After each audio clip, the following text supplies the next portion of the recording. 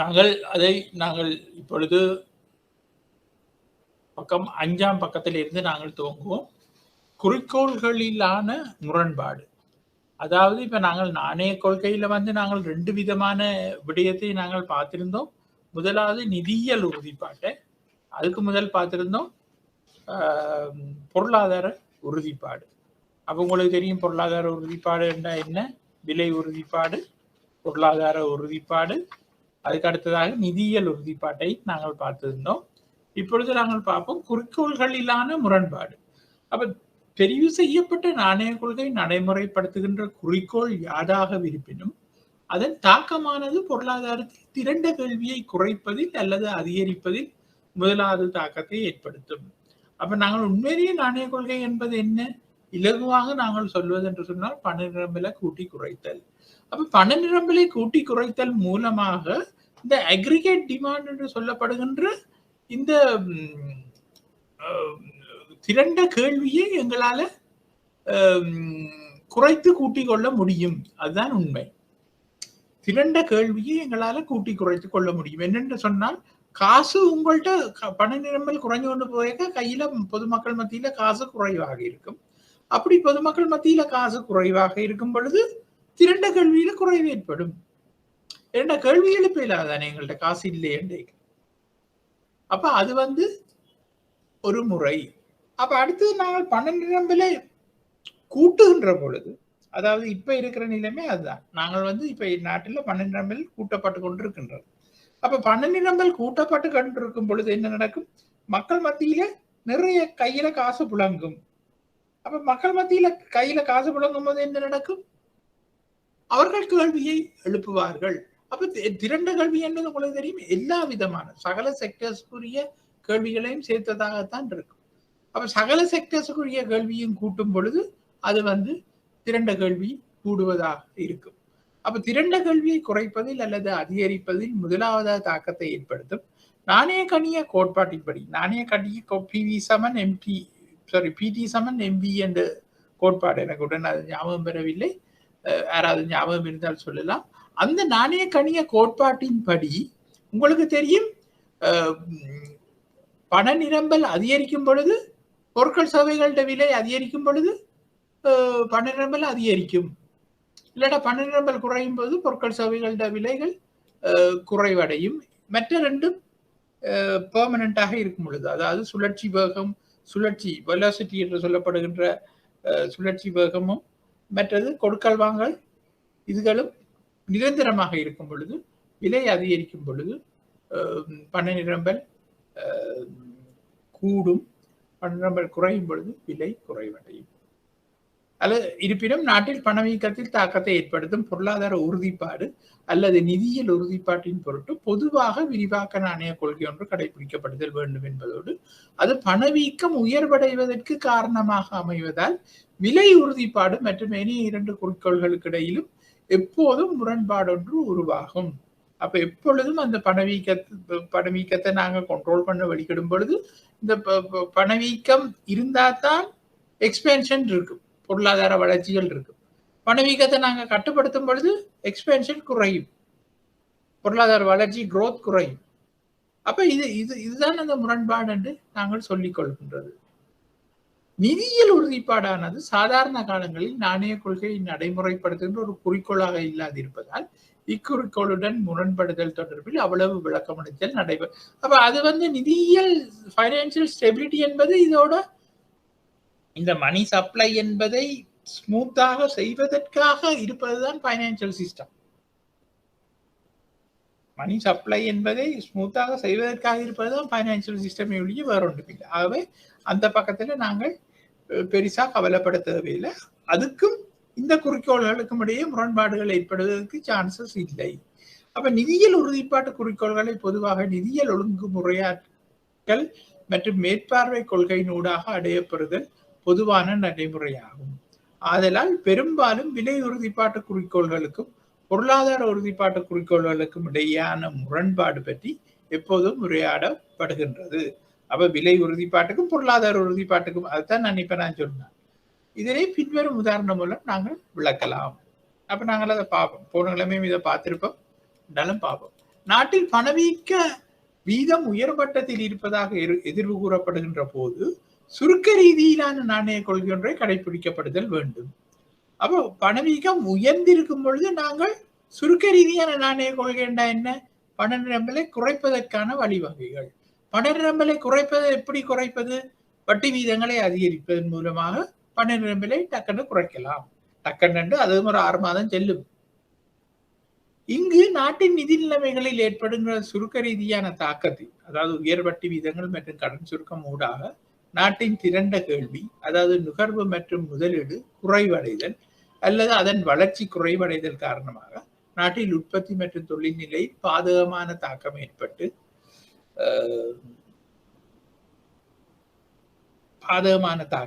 நாட்டின் பொருளாதார வளர்ச்சி குறைவடையலாம். இது 2 குறிக்கோளுக்கும் இடையிலான முரண்பாடாகும். அப்ப பாருங்க, பணவீக்கத்தை நாங்க குறைக்க வழிகிடும் பொழுது அது சுருக்க ரீதியான ஒரு நிலைமைகளை ஏற்படுத்தி அதன் மூலமாக முதலீடுகள் குறைஞ்சு உற்பத்திகள் குறைஞ்சு பொருளாதார வளர்ச்சியில ஒரு பாதிப்பை ஏற்படுத்தலாம். நாட்டின் பொருளாதார வளர்ச்சி வீழ்ச்சி அடைகின்ற போது விரிவாக்கல் நாணய கொள்கை ஒன்றை கடைபிடித்தல் அவசியம். இங்கே நாட்டின் நாணய கட்டுப்பாட்டை தளர்த்துவதனூடாக நுகர்வு மற்றும் முதலீடு அதிகரித்து உற்பத்தி மற்றும் தொழில்நிலை உயர்வடையும். ஆயினும் இப்பொருளாதார வளர்ச்சி காலதாமதத்துடன் கூடியதாக இருக்கும். மேலும் ஏனைய காரணிகளால் பாதகமான தாக்கங்கள் ஏற்படாது இருத்தலும் வேண்டும். ஆயினும் நாணய விரிவாக்கத்தின் காரணமாக திரண்ட கேள்வி மிக குறுகிய காலத்தினுள் உயர்வடைந்து நாட்டில் பணவீக்க ரீதியான அழுத்தம் உருவாகும். இக்குறிக்கோள்கள் 2க்கும் இடையிலான முரண்பாடாகிறது. அப்ப இந்த 2வது பாயிண்ட், கடைசி பாயிண்ட் நீங்கள் பாருங்க. இப்ப 2019ஆம் ஆண்டில இருந்து இதுதான் நடந்து கொண்டிருக்கின்றது. என்னன்னு சொன்னா, தளர்த்தப்பட்ட நாணய கொள்கை இலங்கையில மட்டுமில்லை, உலகளாவிய ரீதியில ஒரு ஒரு சோர்வு ஒன்று பொருளாதார ரீதியாக ஏற்பட்டது, ஒரு டிப்ரெஷன் மாதிரி. அப்ப அதை தீர்ப்பதற்காக உலக நாடுகள் எல்லாமே தளர்த்தப்பட்ட நாணய கொள்கையை கடைபிடிக்கும் பொழுது இலங்கை தளர்த்தப்பட்ட நாணய கொள்கையை கடைபிடித்தது. அதன் காரணமாக 2019 ஏப்ரல் குண்டுவெடிப்பை தொடர்ந்து மேலும் சிறிய மற்றும் நடுத்தர முயற்சிகள் பாதிப்படைந்தது. அப்ப அவற்றை நிவர்த்தி செய்யும் முகமாக இன்னும் தளர்த்தப்பட்ட நாணய கொள்கை நடைமுறைப்படுத்தப்பட்டது. என்னென்னா, அவர்களுக்கு லோன் கொடுப்பது, கடன் கொடுப்பது போன்ற நடவடிக்கைகளுக்காக வட்டி வீதத்தையும் குறைத்து, அது அப்படி ஒரு 6 மாதம் 7 மாதம் நடந்து கொண்டிருக்கும் பொழுது இந்த கோவிட் பிரச்சனை விஸ்வரூபம் எடுத்து வந்து நின்றது.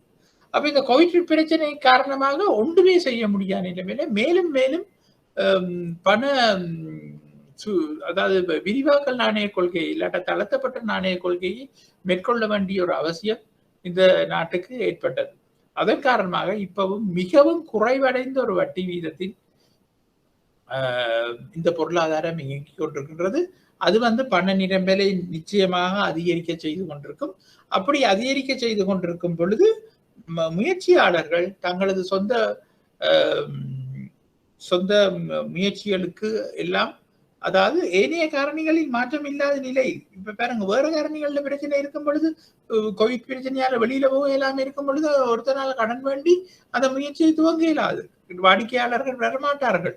ஆகவே ஏனைய காரணிகள் அதெல்லாம் ஸ்மூத்தா இருக்குமாக இருந்தால் இவர்கள் தொழில் முயற்சிகளுக்கு எடுத்து கடன் எடுத்து அதன் மூலமாக தொழில் முயற்சியை வளர்ச்சி செய்யும் நோக்கம் ஒன்று இருக்கின்றது. அது நடக்கும். அது கொஞ்சம் நாள் செல்லும். ஏனென்று சொன்னால் இந்த ஏனைய காரணிகள்ல பிரச்சனை வந்துவிட்டது. ஏனைய காரணிகள் என்பது என்ன?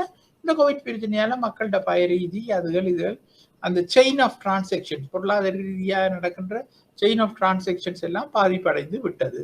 அப்ப அதே சமயம் மத்திய வங்கி என்ன சொல்லுகின்றது? வணிக வங்கிகளுக்கு ஏழுமான மட்டும் கடன்களை கொடுங்கள். அப்ப வர்த்தக வங்கிகளோட பிரச்சனை என்னன்னு சொன்னால், நாங்கள் இந்த தொழில் முயற்சியாளன் இப்படி பாதிப்படைந்திருக்கும் பொழுது, இப்படி எல்லாம் இருக்கும் பொழுது எங்களால் அவனுக்கு என்னென்ன கடனை கொடுக்க இயலும், கடனை கொடுத்து போட்டு நாங்கள் அதை திருப்பி எடுக்க முடியுமா? அப்ப திருப்பி எடுக்க முடியாத பட்சத்துல நாங்கள் அந்த குறிப்பிட்ட நிறுவனம் தான் பாதிப்படையும்.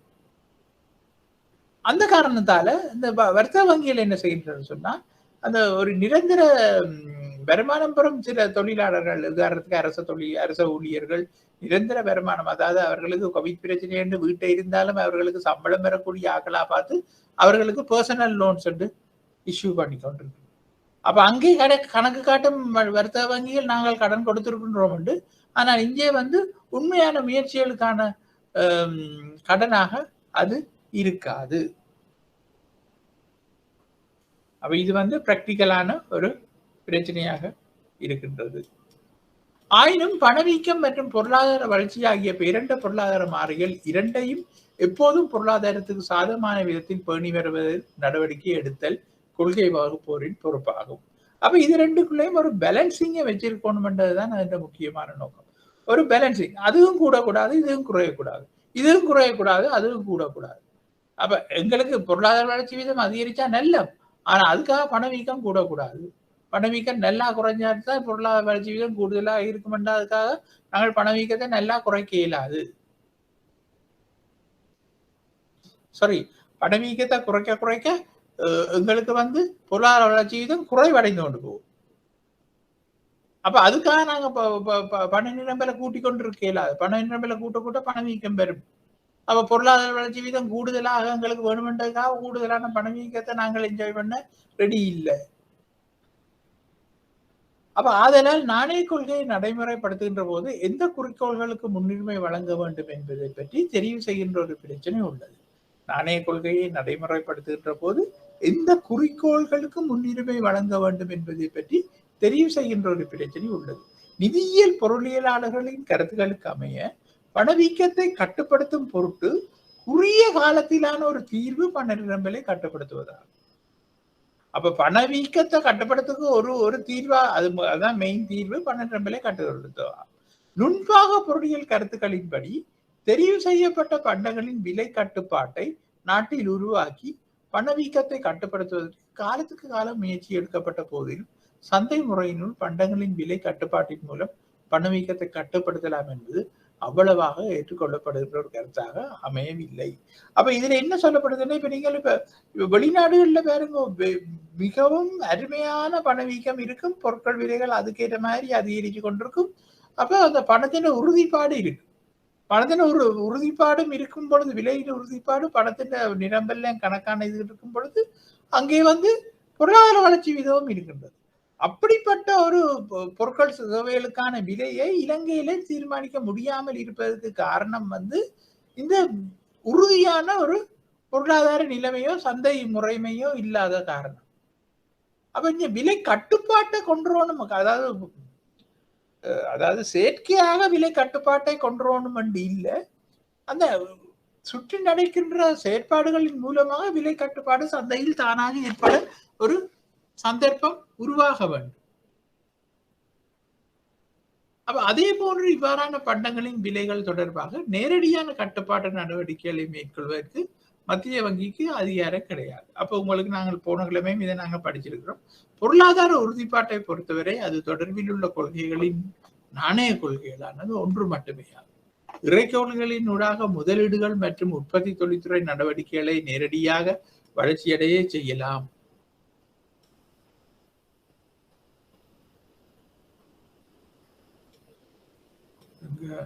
இறை கொள்கையின் ஊடாக முதலீடு மற்றும் உற்பத்தி தொழில்துறை நடவடிக்கைகளை நேரடியாக வளர்ச்சியடை செய்யலாம். இப்ப அதுல என்ன சொல்லப்படுது என்று சொன்னா, இப்ப நாணய கொள்கை என்றது ஒரு சின்ன விஷயமா இருக்கின்றது, பண நிரம்பல் கூட்டல் குறைத்தல். ஆனா இறை கொள்கை அப்படி அல்ல. இறை கொள்கை என்பது என்ன, அரசாங்கத்தின் வரவு செலவு திட்டம். அரசாங்கம் நினைச்சோன்னு தன் செலவுகளை குறைக்கலாம், இல்லாட்ட தன் செலவுகளை கூட்டலாம். அப்படி கூட்டும் பொழுது அரசாங்கம் சில தொழில்துறைகளை டார்கெட் பண்ணலாம். இந்த தொழில்துறைகளுக்கு நாங்க கூட செலவழிக்க போவோம், இந்த தொழில்துறைகளுக்கு நாங்கள் குறைய செலவழிக்க போகணும். அப்ப அதன் மூலமாக வேலை வாய்ப்பு வழங்குதல், பொருளாதார வளர்ச்சி, வேலையின்மையை குறைத்தல் என்று நிறைய விடயங்கள்ல இறை கொள்கை மூலம் கவனம் செலுத்தலாம்.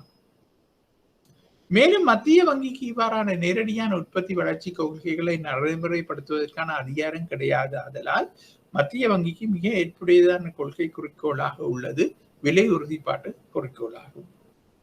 மத்திய வங்கி அந்த பிரைஸ் ஸ்டெபிலிட்டியை மட்டும்தான் மேற்கொள்ளக்கூடியதாக இருக்கின்றது என்பது உண்மை. விலை உறுதிப்பாடு தொடர்பாக பிரச்சனைகள் அல்லது இடர்நேர்வுகள் இல்லாத சந்தர்ப்பங்கள்.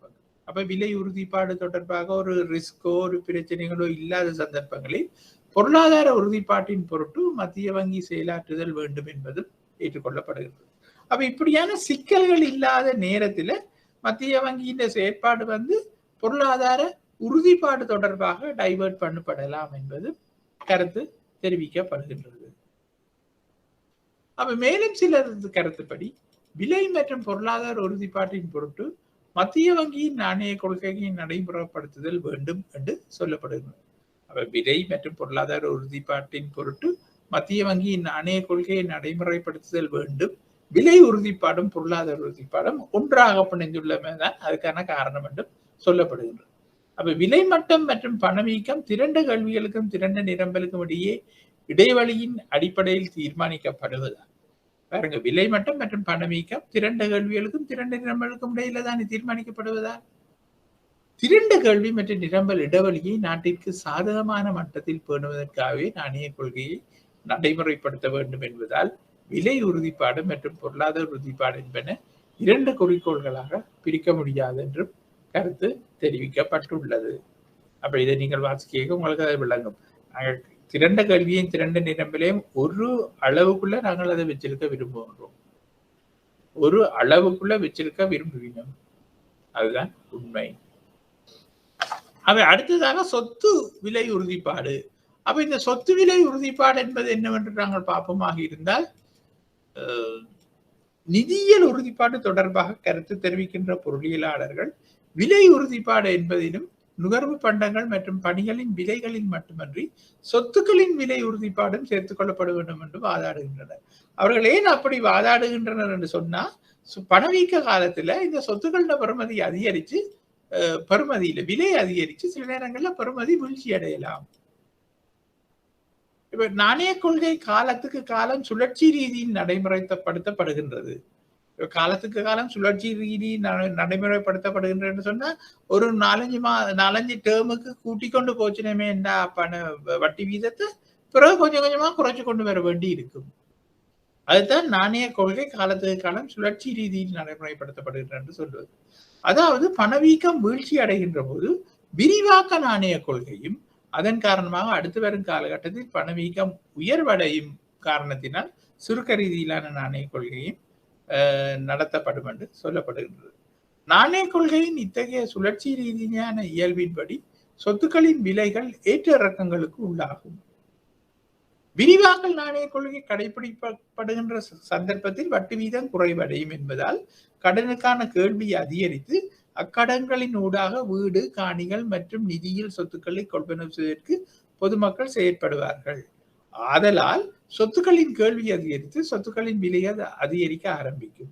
வட்டி வீதம் குறைவடைகின்ற போது வட்டி வீதம் கூடுகின்ற போது கீழே உள்ள இடத்தை திருத்திக் கொள்ளுங்க. வட்டி வீதம் கூடுகின்ற போது அதற்கு நேரத்த வகையில் சொத்துக்களின் விளைவு வீதமும் குறைவடையும் என்பதால் சொத்துக்களின் விலைகள் அதிகரித்தல் வேண்டும். இது சொத்துக்களின் விலை பெருமளவு அதிகரித்தல் எனப்படும். அப்ப அப்படியான சந்தர்ப்பத்தில் சொத்துக்களோட விலை அதிகரிக்க துவங்கிடும். அப்ப சொத்துக்கள் விலையை அதிகரிக்கின்ற போது வங்கிகள் மற்றும் நிதி நிறுவனங்களுக்கு லாபகரமானதாக இருக்கும். அப்ப கடன் வழங்குதல் விரிவாக்கம் என்பதால் வட்டி வருமானம் உயர்வடைவதோடு சந்தையில் நிதியியல் சொத்துக்களின் விலை அதிகரிப்பின் மூலம் மூலதன அனுகூலம் கிடைக்கும். அப்ப என்ன நடக்கின்றது?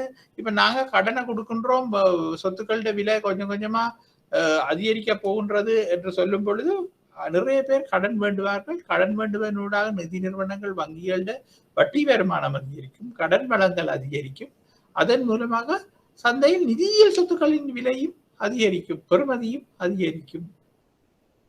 அப்ப வட்டி வீதம் குறைவதன் காரணமாக கடன்களை மீள செலுத்துதல் அதிகரித்து கடனை செலுத்த தவறுகின்ற இடர்நேர்வுக்காக ஒதுக்க வேண்டிய நிதி ஏற்பாடுகளும் குறைவடையும்.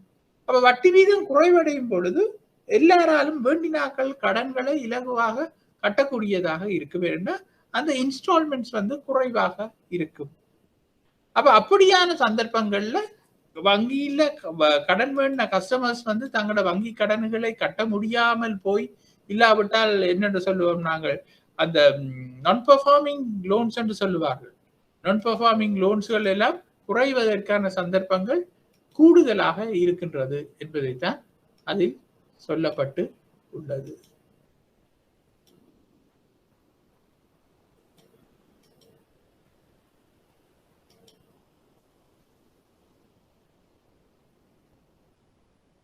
அந்த டியூட்டோரியல் அந்த எங்கேயோ மிஸ் ஆகிவிட்டது. எனக்கு ஒரு 2 நிமிஷம் டைம் தாங்க.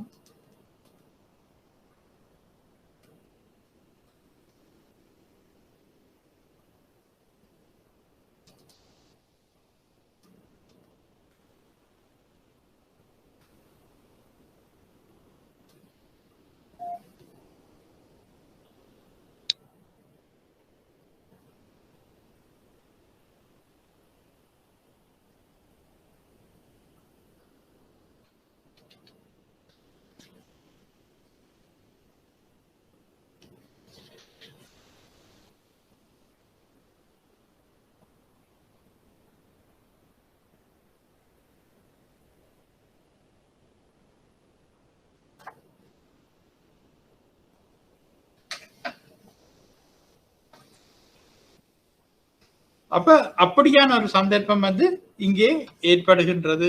அதாவது எங்களுக்கு வந்து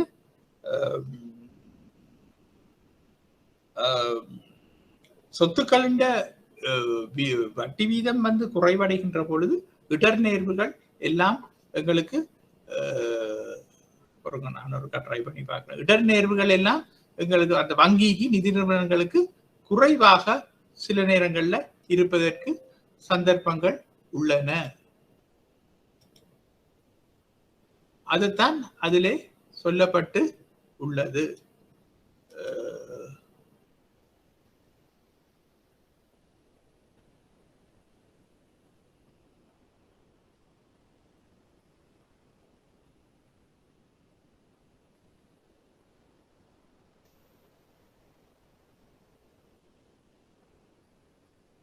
நாங்கள் அதுக்கு உங்களுக்கு கொஞ்சம் கஷ்டமா இருக்கும். நான் அவர்கள் வர மட்டும் நான் உங்களுக்கு அந்த இது இருக்கா செய்து விடுறேன். அப்ப இதற்கமைய இவர்கள் நாணய கொள்கை சொத்துக்கள் சந்தையில் தாக்கத்தை ஏற்படுத்துவதனூடாக திரண்ட கல்வியிலும் தாக்கத்தை ஏற்படுத்தும் என வாதாடுகின்றனர். ஆதலால் நாணய கொள்கையை நடைபெறப்படும் போது சொத்துக்கள் விலை பெருமளவு அதிகரிக்காது இருக்கும் பொருட்டு சொத்துக்களின் விலை உறுதிப்பாட்டையும் கவனத்தில் கொள்ளுதல் வேண்டும் என்று சொல்லப்படுகின்றது. அதாவது சொத்துக்களின் விலை உறுதிப்பாட்டிலே மத்திய வங்கி கவனம் செலுத்த வேண்டும் என்று சில பேர் சொல்லிக் கொள்ளுகின்றார்கள் என்றதுதான் அதனுடைய உண்மையான அர்த்தம். இதற்கான உதாரணமாக அண்மை கால அதாவது 2008-10 நடந்த உலக நிதி மற்றும் பொருளாதார நெருக்கடியானது உண்மையாவே ஒரு இந்த வீடுகள் அமெரிக்காவிலே யுஎஸ்ஏல இருக்கின்ற அந்த ரியல் எஸ்டேட் அந்த வீடுகள விலைகள்ல ஏற்பட்ட வீழ்ச்சி காரணமாகத்தான் அந்த பொருளாதாரத்திலே பிரச்சனை ஏற்பட்டது என்று கூறிக்கொள்கின்றார்கள். அப்ப அதன் காரணமாக அந்த விலையிலே உறுதிப்பாட்டை மேம்படுத்தி இருந்தால் இல்லாட்டா அதுல விலையிலே உறுதிப்பாட்டை பேணி இருந்தால் அவர்களால வந்து அந்த பிரச்சனையை வடிவாக ஹேண்டில் பண்ணி இருக்கலாம். இல்லாட்டா அப்படி ஒரு பிரச்சனையே வந்திருக்காது என்று சொல்லுகின்ற ஒரு கருத்துக்களும் உள்ளன.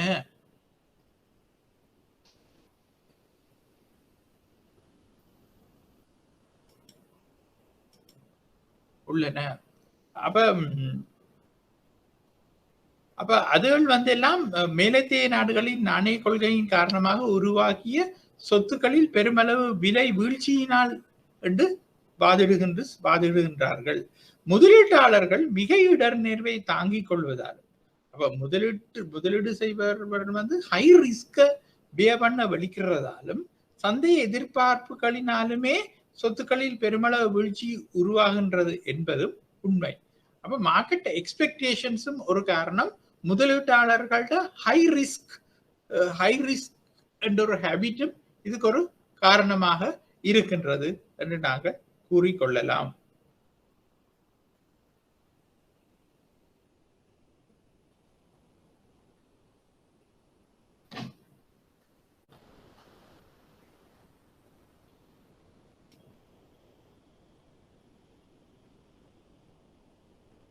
அப்ப நாங்க இதுல விட்டிருந்தோம். அப்ப ஆயினும் பணவீக்கம் மற்றும் பொருளாதார வளர்ச்சி ஆகிய பேரண்ட பொருளாதார மாறிகள் இரண்டையும்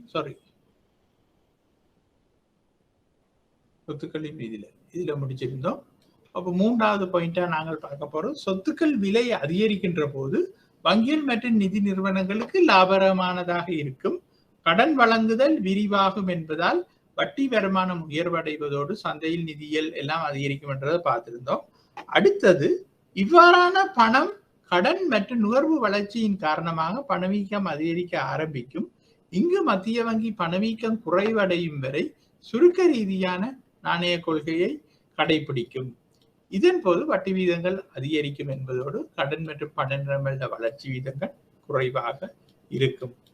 அப்ப இதுல நான் சுருக்கமாக சொல்வது என்னென்று சொன்னால், இந்த சொத்துக்கள் விலை உறுதிப்பாட்டை ஏன் பேணணும் என்று சொல்றோம் என்று சொன்னால் என்னன்னா, இந்த பணவீக்க அதிகரிப்பு குறைவால் இப்ப இன்றைக்கு பாருங்க, இன்றைக்கு என்ன நடக்கின்றது, இன்றைக்கு பண நிரம்பல் அதிகரித்து கொண்டு போகும் பொழுது தண்டபாட்டில பொருட்கள் சபைகளோட விலைகள் அதிகரித்து கொண்டு போகின்றது. அப்ப பணத்தை பணமாக வைத்திருப்பவர்களுக்கு அது நட்டமாகின்றது. அப்ப சொத்துக்களோட பெறுமதி அதிகரிக்கும். அப்ப இப்ப ஒரு சொத்தையும் வேண்ட முடியாத அளவுக்கு பணத்தை வச்சிருக்கிறோன்ற பாட்டு பெருந்திண்டாட்டம். உதாரணமா வங்கியில வட்டி வீதம் குறைவு, அதுக்கு வச்சுக்கொண்டு ஒரு நகை வேண்டதில்லை, அது நகை கிட்டத்தட்ட ஒரு பவுன் 1,20,000 ரூபாய் கிட்ட போகின்றது. அதுவும் சில இடங்களில் நகை இல்லை என்றார்கள். அப்ப நாங்கள் முதலீட்டை எங்க செய்கிறது என்பது பெரும் பிரச்சனையாக இருக்கு. அப்ப இதில் சொத்துக்களுக்கான கேள்வி குறைவடைந்து சொத்துக்களின் விலைகள் வீழ்ச்சியடைய ஆரம்பிக்கும். இதனை சொத்துக்கள் விலை பெருமளவு வீழ்ச்சி அடைவதென குறிப்பிடுகின்றோம். சொத்துக்கள் விலை பெருமளவு வீழ்ச்சி அடைவதன் மூலம் நிதியியல் மற்றும் பொருளாதார உறுதிப்பாடற்ற தன்மை உருவாகும் என விளக்கம் அளிக்கப்படுகிறது. அப்ப இங்கே சொத்துக்கள் விலை பெருமளவு வீழ்ச்சி அடைகின்ற சந்தர்ப்பத்தில் நேரடியான பொறுப்பவர்கள் பொருளாதாரத்தில் உருவாகும் என காட்டப்படுகின்றது. அதாவது உயர் வட்டி வீதங்கள், வங்கி கடன் வளர்ச்சி வீழ்ச்சி அடைதல், வங்கி மற்றும் நிதி நிறுவனங்களின் மூலதன நட்டம், சொத்துக்களின் பெறுமதி வீழ்ச்சி அடைவதன் காரணமாக நுகர்வு கேள்வி வீழ்ச்சி அடைதல் மற்றும் பொருளாதார வீழ்ச்சி அடைதல் என்பன நடக்கும் என்று சொல்லி நாம் அது இப்ப வட்டி வீதங்கள், அப்ப வட்டி வீதங்களை அதிகரிக்கும் பொழுது 12 வீக்கம் கூடிட்டு சொல்லி போட்டு மத்திய வங்கி அந்த வட்டி வீதங்களை அதிகரித்து பண நிரம்பலை குறைக்க வலிக்கிட்டதுன்னா அந்த நிலை ஏற்படும்.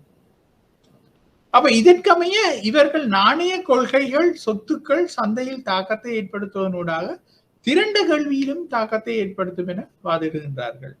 அப்ப நாணய கொள்கை என்பது சொத்துக்கள் சந்தையில் தாக்கத்தை ஏற்படுத்துவதனூடாக திரண்ட கல்வியிலும் தாக்கத்தை ஏற்படுத்தும். ஆதலால் நாணய கொள்கையை நடைமுறைப்படுத்துகின்ற போது சொத்துக்கள் விலை பெருமளவு அதிகரிக்காது இருக்கும் பொருட்டு சொத்துக்களின் விலை உறுதிப்பாட்டையும் கவனத்தில் கொள்ளுதல் வேண்டும் என்று சொல்லுகின்றார்கள். அப்ப இதுக்குத்தான் நான் சொன்ன 2010 என்பது அது உங்களுக்கு உலகளாவிய ரீதியான பொருளாதார மந்தம், அந்த வீழ்ச்சி ஏற்பட்டதுக்கு காரணம் நான் சொன்ன விடயமாக இருக்கின்றது, அந்த ரியல் எஸ்டேட்ல உள்ள பிரச்சனைகள். முதலீட்டாளர்கள் மிக இடர்நேர்வை தாங்கிக் கொள்வதாலும் சந்தை எதிர்பார்ப்புகள்னாலுமே சொத்துக்கள் பெருமளவு வீழ்ச்சி உருவாகின்றது என்பதும், சொத்துக்களின் சந்தை விலை அதிகரித்தல் பெருமளவு விலை அதிகரிப்புக்குள்ளாகுமா இல்லையா என்பதை பற்றி சந்தையில் பங்கு பெற்றவர்களே அடையாளம் காண வேண்டும். அப்ப உண்மையிலேயே சந்தையில சொத்துக்களோட விலை அதிகரிக்குமா குறையுமா என்றது அந்த பார்ட்டிசிபென்ட்ஸ்ல தான் தங்கி இருக்க ஒழிய உண்மை. இப்ப உதாரணத்துக்கு ஒரு ஏக்கர் காணி ஊருக்குள்ள ரோட்டுக்கரையா இருந்தா விலை கூட, உள்ளுக்கு இருந்தா விலை குறை என்பது அர்த்தம் என்ன? அப்ப அந்த பார்ட்டிசிபென்ட்ஸ் தான் அதுகளை டிசைட் பண்ணினோம். என்னென்று சொன்னா ரோட்டுக்கரையா இருந்தா அக்சஸ் ஈஸி என்று, இன்னைக்கு சொன்னா அக்சஸ் குறைவு, அதால விலை குறைய என்ற மாதிரி. அப்ப உண்மையில இந்த பெறுமதி என்பது இந்த பார்ட்டிசிபென்ட்ஸ் தான் அதுகளை தீர்மானிக்கணும்.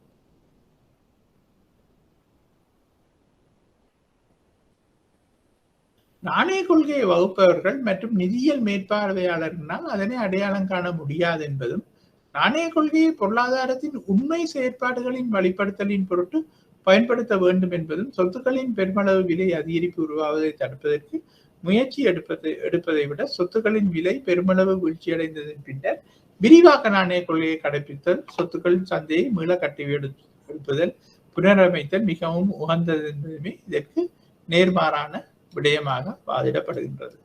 அப்ப உண்மையிலேயே இப்ப இல்ல சொல்லப்படுகின்ற என்னன்னா, மத்திய வங்கி இப்படியான விடயங்கள்ல தலையிட்டு இப்படியான கண்ட்ரோல்கள் ஏற்படுத்துறதிலும் பார்க்க இந்த பணவீக்கத்தை விலை உறுதிப்பாட்டை கட்டுப்படுத்தும் மூலமாக பணவீக்கத்தை பண நிரம்பலின் ஊடாக கட்டுப்படுத்த வலிக்கிடும் பொழுது இதுகளெல்லாம் கொஞ்சம் காலதாமதம் ஏற்பட்டாலும் இதுகள் எல்லாம் ஆட்டோமேட்டிக்கா அட்ஜஸ்ட் பண்ணப்பட்டு கொண்டு போகும் என்பதுதான் அந்த இப்போ அந்த உண்மையான கொள்கை வகுப்பாளர்கள் அதை பற்றி சொல்லினோம். அப்ப நான் இதுல என்ன சொன்னேன்னா, சொத்துக்கள விலை அதிகரிப்பு குறைவு என்பது, விலை உறுதிப்பாடு என்பது தேவை என்ற ஒரு இஷ்யூ இருந்தது, ஒரு கருத்து இருந்தது. அதனோடு ஒப்பிடும் பொழுது இப்படியான பிரச்சனைகள் அதில் எழுகின்றன. அதன் பின்பு அதை அவர்கள் இப்படியான ஒரு கருத்தின் மூலமாக தற்போது அப்படியே நிறுத்தி வைத்திருக்கிறார்கள். நாளைக்கு சிறுவளவு சொத்துக்கள விலை உறுதிப்பாட்டுல ஒரு ஆர்டிபிஷியலாக இல்லாட்ட ஒரு கொள்கை ஒன்றை ஏற்படுத்த வேண்டும் என்ற ஒரு முடிவு எடுத்தாலும் எடுப்பார்கள். ஆனா இப்போது அப்படி அல்ல என்று சொல்லப்படுகின்றது. அப்ப நாணய கொள்கை கருவிகள் என்ற செக்ஷனுக்கு நாங்கள் அடுத்தது வருவோம். அந்த நாணய கொள்கை கருவிகள் என்றால் என்ன என்பது எங்கள் எல்லாரும் நாங்கள் படிச்சதுதான், ஏதோ ஒரு வகையில படிச்சது. இப்ப அது ஒரு கோர்வைக்குள்ள நாங்கள் கொண்டார். அப்ப அதுல முதலாவது என்னன்னு சொன்னா கொள்கை வட்டி வீதம், பாலிசி இன்ட்ரெஸ்ட் ரேட் என்பது உங்களுக்கு எல்லாருக்கும் தெரியும். இரண்டாவது நியதி சட்ட ஒதுக்கு வீதம், ஸ்டாட்யூட்டரி ரிசர்வ் ரேஷியோ. மூன்றாவது பகிரங்க சந்தை நடவடிக்கை, ஓபன் மார்க்கெட் ஆபரேஷன்ஸ். நாலாவது கொடுகடன் கட்டுப்பாடுகள். அடுத்தது மோரல் சுயசேஷன் என்று சொல்லப்படும் நாகரிகமான உபாயங்கள். அப்ப இந்த கொள்கை வட்டி வீதத்தை பற்றி நாங்கள் கதைக்க வலிக்கிடும் பொழுது அதை நாங்கள் முக்கியமான கொள்கை வட்டி வீதம் அதை நாங்கள் ஒருக்கா நாங்கள் பார்த்தா காணும். என்னன்னா உங்களுக்கு தெரியும், முந்தி ரெப்போ ரேட்ஸ் என்றும் ரிவர்ஸ் ரெப்போ ரேட்ஸ் என்றும் இருந்ததுதான். இப்போ standing deposit facility rate, standing lending facility rate என்று பெயர் மாற்றம் அடைந்து ஒரு சின்ன சின்ன அட்ஜஸ்ட்மெண்ட்டுகளோடு வந்திருக்கின்றது. அப்ப மத்திய வங்கி பொதுவாக நாணய கொள்கையை நடைமுறைப்படுத்துகின்ற போது தான் வங்கிகளுடன் மேற்கொள்ளுகின்ற நிதியியல் கடன் கொடுக்கல் வாங்கல்களுடன் தொடர்புடைய வட்டி வீதங்களை மாற்றியமைக்கும் விரிவாக்கல் நாணய கொள்கையின் போது வட்டி வீதத்தை அதிகரித்தலும் நடைபெறும். மத்திய வங்கியின் பல்வேறான கொடுக்கல் வாங்கல்களுடன் தொடர்புடைய பல வட்டி வீதங்கள் இருக்கலாம் என்பதோடு ஒரு மத்திய வங்கி பொதுவாக நிதி சந்தைக்கு மிகவும் நேரடியான தாக்கத்தை அது அண்டர்லைன் பண்ணிக்கணும். ஒரு மத்திய வங்கி பொதுவாக நிதி சந்தைக்கு மிகவும் நேரடியான தாக்கத்தை ஏற்படுத்துகின்ற ஒரு வட்டி வீதத்தை மாற்றி அதனை சந்தைக்கு அறிவிக்கும். இத்தகைய வட்டி வீதம் கொள்கை வட்டி வீதம் என குறிப்பிடப்படும். இது இங்கிலாந்து மத்திய வங்கியின் மீள்கொள்வனவு வீதமாகும். அப்ப பேங்க் ஆஃப் இங்கிலாண்டும் அதை ரெப்போ ரேட் தான் சொல்லுது. ஐரோப்பிய மத்திய வங்கிகள் மீள்நிதியிடல் வீதம் என்றும் ரீஃபினான்ஸ் ரேட் என்றும், இந்தியாவில் நேர்மாற்று மீள்கொள்வனவு வீதம் ரிவர்ஸ் ரெப்போ ரேட் என்றும் குறிப்பிடப்படுவது உண்டு. அப்ப இவை வங்கிகளுக்கு பொதுவான திரவத்தன்மை பிரச்சனைகள் உள்ள போது மத்திய வங்கியினால் வழங்கப்படுகின்ற கடன்களுக்கு அறவிடப்படும் வட்டி வீதங்கள் ஆகும். ஆயினும் ஐக்கிய அமெரிக்காவில் இவ்வாறு கடன் வழங்குகின்ற வட்டி வீதம் கழிவு வீதமாக கருதப்படுகின்றது. கொள்கை வட்டி வீதமாகவும் பயன்படுத்தப்படுவது வங்கிகளுக்கு இடையிலான கடன் வட்டி வீதம் தொடர்பில் மத்திய வங்கியினால் அறிவிக்கப்படுகின்ற இலக்கிடப்பட்ட வட்டி வீதமான சமஷ்டி நிதிய வீதமாகும் என அழைக்கப்படுகின்ற வட்டி வீதமாகும். இலங்கையில் கொள்கை வட்டி வீதமாக இருப்பது மத்திய வங்கியின் மீள்கொள்வனவு வட்டி வீதம், அதைத்தான் நாங்கள் சொல்லுகின்றோம் ஸ்டாண்டிங் டிபாசிட் ஃபெசிலிட்டி ரேட் என்று, மற்றும் நேர்மாற்று மீள்கொள்வனவு வீதம் அதை நாங்கள் சொல்லுகின்றோம் ஸ்டாண்டிங் லெண்டிங் ஃபெசிலிட்டி ரேட். அப்ப அதை நாங்கள் உண்மையிலேயே அது தமிழ் துணைநிலை வைப்பு வசதி வீதம், துணைநிலை கடன் வழங்கும் வீதம்.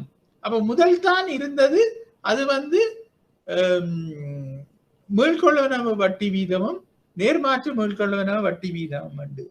அப்ப மீள்கொள்வனவு வட்டி வீதம் என்பது ரெப்போ ரேட் என்றும், நேர்மாற்று மீள்கொள்வனவு வட்டி வீதத்தை ரிவர்ஸ் ரெப்போ ரேட் என்றும் முன்பு சொல்லிக் கொண்டிருந்தவர்கள் இப்பொழுது அந்த இடத்துல நீங்கள் வேணுமென்னா வட்டி திருத்தி எழுதலாம்.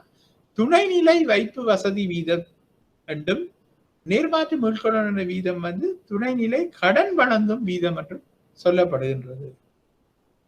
அப்ப வட்டி வீதங்களை மாற்றுவதன் ஊடாக மத்திய வங்கியானது வங்கிகளின் கடன் அளவை மாற்றுதல் எதிர்பார்க்கப்படுகின்றது. அப்ப இந்த வட்டி வீதங்களை கூட்டி குறைப்பதனூடாக மத்திய வங்கியானது வங்கிகளின் கடன் அளவை குறைக்கலாம் கூட்டலாம் என்று எதிர்பார்க்கப்படுகின்றது. அப்ப அதன் மூலமாகத்தான் பண நிரம்பலை கட்டுப்படுத்தலாம் என்று மத்திய வங்கி கூறுகின்றது. அதுல உண்மையும் இருக்கின்றது. இது ஒரு பவர்ஃபுல் டூல். இந்த துணைநிலை வைப்பு வசதி வீதமும் துணைநிலை கடன் வழங்கும் வீதமும் ஒரு பவர்ஃபுல் டூல். சுருக்க நாணய கொள்கையின் போது வட்டி வீதம் உயர்த்தப்படுவதன் மூலம் இந்த வீதத்தை குறைப்பதன் மூலம் வங்கி கடன் வளர்ச்சியை அதிகரிக்க செய்தல் இலக்கிடப்படுகின்றது. அப்ப சுருக்க நாணய கொள்கையின் போது வட்டி வீதம் உயர்த்தப்படுவதன் மூலம் பணவீக்கத்தை குறைப்பதன் மூலம் வங்கி கடன் வளர்ச்சியை குறைக்க செய்கின்றது என்று போட்டுக்கணும். வங்கி கடன் வளர்ச்சி அந்த இடத்துல அதிகரிக்காது. பணவீக்கத்தை குறைப்பதன் மூலம் வங்கி கடன் வளர்ச்சியை குறைப்பதற்கு இலக்கிடப்படுகின்றது. இதற்கு நேரொத்த விதத்தில் நாட்டின் பணநிரம்பல் வளர்ச்சியில் மாற்றமும் திரண்ட கேள்வியில் மாற்றமும் எதிர்பார்க்கப்படுகின்றது. எந்த ஒரு நாட்டிலும் நாணய கொள்கையின் திசையையும் இயல்பையும் அந்த நாட்டின் கொள்கை வட்டி வீதத்தை ஆராய்வதன் மூலம் அறிந்து கொள்ளலாம். அப்ப நாணய கொள்கையின் திசையையும் இயல்பையும் அந்த நாட்டின் கொள்கை வீதத்தை ஆராய்வதன் மூலம் அறிந்து கொள்ளலாம் என்று சொன்னா இந்த வட்டி வீதங்கள் என்ன மாதிரி இருக்குன்றத பார்த்தோன்னே எங்களுக்கு தெரியும் அவையில என்ன மாதிரியான பொலிசியை வச்சிருக்கணும். அதாவது இப்ப தளர்த்தப்பட்ட நாணய கொள்கை என்ற பொலிசியை வச்சிருக்கணுமா இல்லாட்டா சுருக்க நாணய கொள்கை ஒன்றை வச்சிருக்கணுமான்றதை எங்களுக்கு விளங்கி கொள்ள முடியும். அப்ப இந்த அட்டவணையை பாருங்க. இந்த அட்டவணையில நீங்கள் இதுல தமிழ்ல எழுதி கொள்ளணும். இதுல துணைநிலை வைப்பு வசதி வீதம், துணைநிலை கடன் வசதி வீதம். அப்ப இங்க பாருங்க 2000ஆம் ஆண்டிலிருந்து நாங்கள் இந்த ஃபிகர்ஸை நாங்கள் பார்த்தமாக இருந்தால் 17 வீதமும் 20 வீதமாக இருந்தது படிப்படியாக குறைவடைந்து வந்து 4.5 5.5 வீதத்துக்கு வந்துட்டது 2020 ஏப்ரல்ல.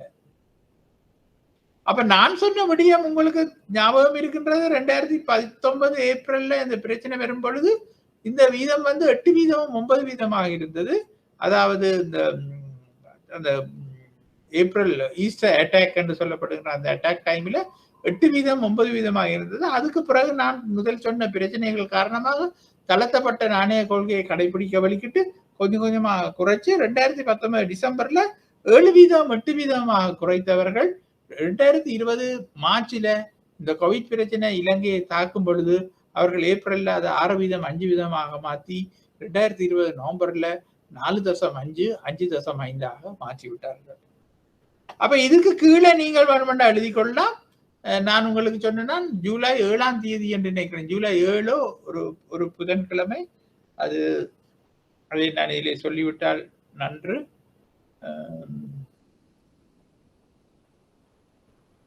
ஜூலை 15 என்று நினைக்கின்றேன். ஜூலை 14 21 தெரியவில்லை. அன்று நடந்த நாணய சபை கூட்டத்தில் முடிவெடுக்கப்பட்டது இந்த 4.5 வீதத்தையும் 5.5 வீதத்தையும் தொடர்ந்து பேணுவது. ஆகவே இப்ப கிட்டத்தட்ட ஒரு வருடமாக 8 மாதமாக அதே ரேட்ல தான் இது போய்கொண்டிருக்கின்றது. அதே ரேட்ல தான் போய்கொண்டிருக்கின்றது.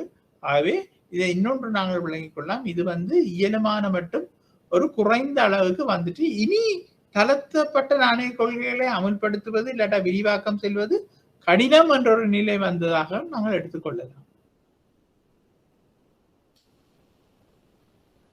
அப்ப இதுல நீங்கள் திருத்த வேண்டியது துணைநிலை வைப்பு வசதி வீதம், துணைநிலை கடன் வழங்கு வீதம் என்று 2 இருக்கின்றது. அதன் மூலமாக அப்ப அது முதலாவது கொள்கை வட்டி வீதங்கள் என்பது அது முதலாவது. அப்ப 2வது என்ன? நியதி சட்ட ஒதுக்கு வீதம். அதை நாங்கள் வர்த்தக வங்கிகள பண உருவாக்கம் அதை இதுகளை பற்றி எல்லாம் நாங்கள் படிக்கும் பொழுது அதை பற்றி நாங்கள் படித்திருக்கின்றோம். ஆகவே நியதி சட்ட ஒதுக்கு வீதம் என்பது என்னவென்பதை நான் விளக்கமாக சொல்ல விரும்பவில்லை. அதை நீங்கள் இதை பார்த்து விளங்கிக் கொள்ளலாம். அது இப்பொழுது கிட்டத்தட்ட 2 வீதமாக குறைவடைந்து உள்ளது. அப்ப பாருங்க 2016 டிசம்பர்ல 7.5 வீதமாக இருந்தது. அப்படியே குறைஞ்சு கொண்டு இப்ப 2 வீதமாக இருக்கின்றது. அப்ப 2019 டிசம்பர்ல அதை நாங்கள் 5 வீதமாக வச்சிருந்தது. இப்ப 2 வீதமாக குறைவடைந்திருக்கிறது. அப்ப இந்த சிக்னலும் என்ன சொல்லுது என்று சொன்னால் தளர்த்தப்பட்ட நாணய கொள்கை, அதாவது நிறைய பண நிரம்பல் கூடணும் நாட்டில என்ற ஒரே ஒரு நோக்கத்தோடு தான் மத்திய வங்கி இந்த நடவடிக்கையில எடுத்திருக்கின்றது என்று நாங்கள் சொல்லலாம்.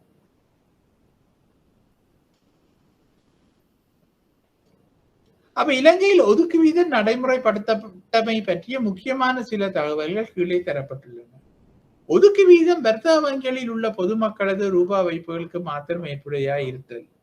அரசாங்க வைப்புகள், வங்கிகளுக்கு இடையிலான வைப்புகள் மற்றும் வெளிநாட்டு நாணய வைப்புகள் ஒதுக்கு வீதத்திலிருந்து விடுவிக்கப்படுகின்றது. இதெல்லாம் உங்களுக்கு தெரியும், என்றாலும் சுருக்கமா பார்த்துட்டு போவோம். அனைத்து ஏற்புடைய வைப்புகளுக்கும் ஒரு ஒதுக்கு வீதம் ஏற்புடையதாய் உள்ளமை. அப்ப அனைத்து ஏற்புடைய வைப்புகளுக்கும் இந்த ஒதுக்கு வீதம் ஏற்புடையதாய் உள்ளமை. அப்ப நாங்கள் பெரும்பாலும் இதுல நாங்கள் பார்க்கிறோம்னா பொதுமக்கள்கிட்ட அந்த நிறுவனங்கள்ட வணிக வங்கிகள்ல இருக்கிற நடைமுறை கணக்குகள்ல இருக்கிற வைப்புகளின் மீதுதான் இது விதிக்கப்படுகின்றது. ஒதுக்குகளுக்கு வட்டி செலுத்தப்படாமை. அப்ப இந்த ஒதுக்கங்களுக்கு வட்டி செலுத்தப்படுவது இல்லை. மற்றும் பற்றாக்குறை ஒதுக்கங்களுக்கு அபராத தொகை அறவிடப்படுதல். மேற்படி அபராத தொகையானது தற்போது பற்றாக்குறை ஒதுக்கு தொகையின் பொருட்டு 1000 ரூபாவுக்கு 1 ரூபாவாக உள்ளது. அப்ப இதுல என்ன சொல்லப்படுது என்று சொன்னா, வணிக வங்கிகள் இந்த ஒதுக்கு தொடர்பாக மத்திய வங்கியில ஒரு பேலன்ஸை வச்சிருக்கணும். அப்படியே அந்த பேலன்ஸை வைத்திருக்கும் பொழுது அங்கே வைத்திருக்கும் பேலன்ஸ் அது கரண்ட் அக்கௌண்ட் தானே. வர்த்தக வங்கியில் மத்திய வங்கியில வச்சிருக்கிறது கரண்ட் அக்கௌண்ட். அந்த கரண்ட் அக்கௌண்ட் பேலன்ஸுக்கு வட்டி இல்லை. அதே சமயம் அவர்கள் பற்றாக்குறையாக அந்த தொகையை வைத்திருப்பார்களாக இருந்தால் அங்கே பற்றாக்குறையாக இருக்கும் ஒவ்வொரு 1000 ரூபாவுக்கும் 1 ரூபாய் ஃபைன். அப்ப மத்திய வங்கியின் வைப்புகளுக்கு மேலதிகமாக வங்கிகளில் உள்ள நாணய குத்திகள் மற்றும் தாள்களின் ஒரு பகுதியை ஒதுக்குகளாக வைத்திருக்கலாம். இத்தொகையானது ஒதுக்கு வீதம் ஏற்புடையான வைப்பு பொறுப்புகளில் 2 வீதத்துக்கு அதிகமாக இருத்தல் வேண்டும் என்பதோடு 4 வீதத்துக்கு மேற்படாததான ஒரு தொகையாகவும் இருக்க வேண்டும். உதாரணமாக வங்கிகளுக்குரிய நாணய குத்திகள் மற்றும் தாள்களை ஒதுக்குகளின் ஒரு பகுதியாக கருத முடியாது இருப்பது, அத்தகைய நாணய குத்திகள் மற்றும் தாள்களின் அளவு ஒதுக்கு ஏற்புடையதாக வைப்பு பொறுப்புகளில் 2 வீதத்தை விட அதிகமாக இருப்பின் மட்டுமே. அதே போன்று குறிப்பிடத்தக்க உயர்ந்தபட்ச நாணய குத்திகள் மற்றும் தாள்களின் அளவு ஏற்புடைய வைப்பில் 4 வீதமாகும். அதாவது வங்கிகளுக்குரிய நாணய குத்திகள் மற்றும் தாள்களின் அளவு ஒதுக்கு வீதத்தின் கீழான வைப்புகளை போன்று 6 வீதமாக இருத்தல் வேண்டும். வங்கிகளுக்குரிய நாணய குத்திகள் மற்றும் தாள்களின் அளவு ஒதுக்கு வீதத்தின் கீழான வைப்புகளை போன்று 10 வீதமாக இருப்பினும் ஒதுக்கின் பொருட்டு உயர்ந்தபட்சம் கருதப்படுவது 4 வீதம் மட்டுமே. இவ்வாறு ஒதுக்களை பேணி வருவது அங்கீகரிக்கப்படாத நிதியியல் சொத்துக்கள் சட்ட ஒதுக்குகள் எனப்படும். அப்ப இதுல என்ன சொல்லப்படுது என்று சொன்னால், இப்ப இதுல ஒரு சின்ன ஒரு எக்ஸெப்ஷன் இருக்கு என்று சொன்னால், இப்ப பொதுமக்களுடைய தேவைகள் கருதி இப்ப நாளைக்கு பொதுமக்கள் வந்து காசுகள் கேட்பார்கள் என்ற ஒரு அடிப்படையில வந்து இன்றைக்கு வர்த்தக வங்கிகள் கொஞ்சம் காசை வச்சிருக்குமாக இருந்தால் அந்த வச்சிருக்கிற காசு வந்து இந்த ஒதுக்கங்கள்ல ஒரு சின்ன ஒரு ரிலீஸ கொடுக்குது. ஏன்னா அப்படி நாங்கள் வச்சிருக்கிற காசு வந்து நாளைய யூஸுக்கு பயன்படுத்துகின்றமே ஒழிய அது கடனாக்கத்துக்கு பயன்படுத்தப்படுவது இல்லை. லிக்விடிட்டி விஷயத்துக்காகவும் அது சும்மா உங்களோட வால்ட்டுக்குள்ள, அதாவது வர்த்தக வங்கிகளோட வால்ட்டுக்குள்ள இருக்க போகுது. அப்ப அப்படியான சந்தர்ப்பத்துல வந்து அது வந்து ஒதுக்குகள்ல அதே மாதிரி ஒதுக்கமாக கருதலாம் என்று மத்திய வங்கி சொல்லுது. அதன் வீதங்களை தான் அதுல சொல்லி இருக்கின்றது. அவ்வளவு தூரம் எங்களுக்கு அது தேவையில்லை.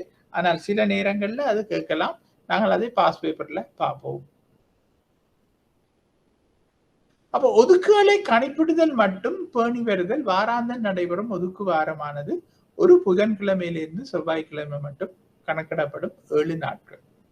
அப்ப பாருங்க, ஒரு புதன்கிழமையிலிருந்து ஒரு செவ்வாய்க்கிழமை மட்டும் கணக்கிடப்படுற 7 நாட்களோட சராசரியைத்தான் இந்த ஒதுக்குகளுக்கு நாங்கள் பயன்படுத்துகின்றோம்.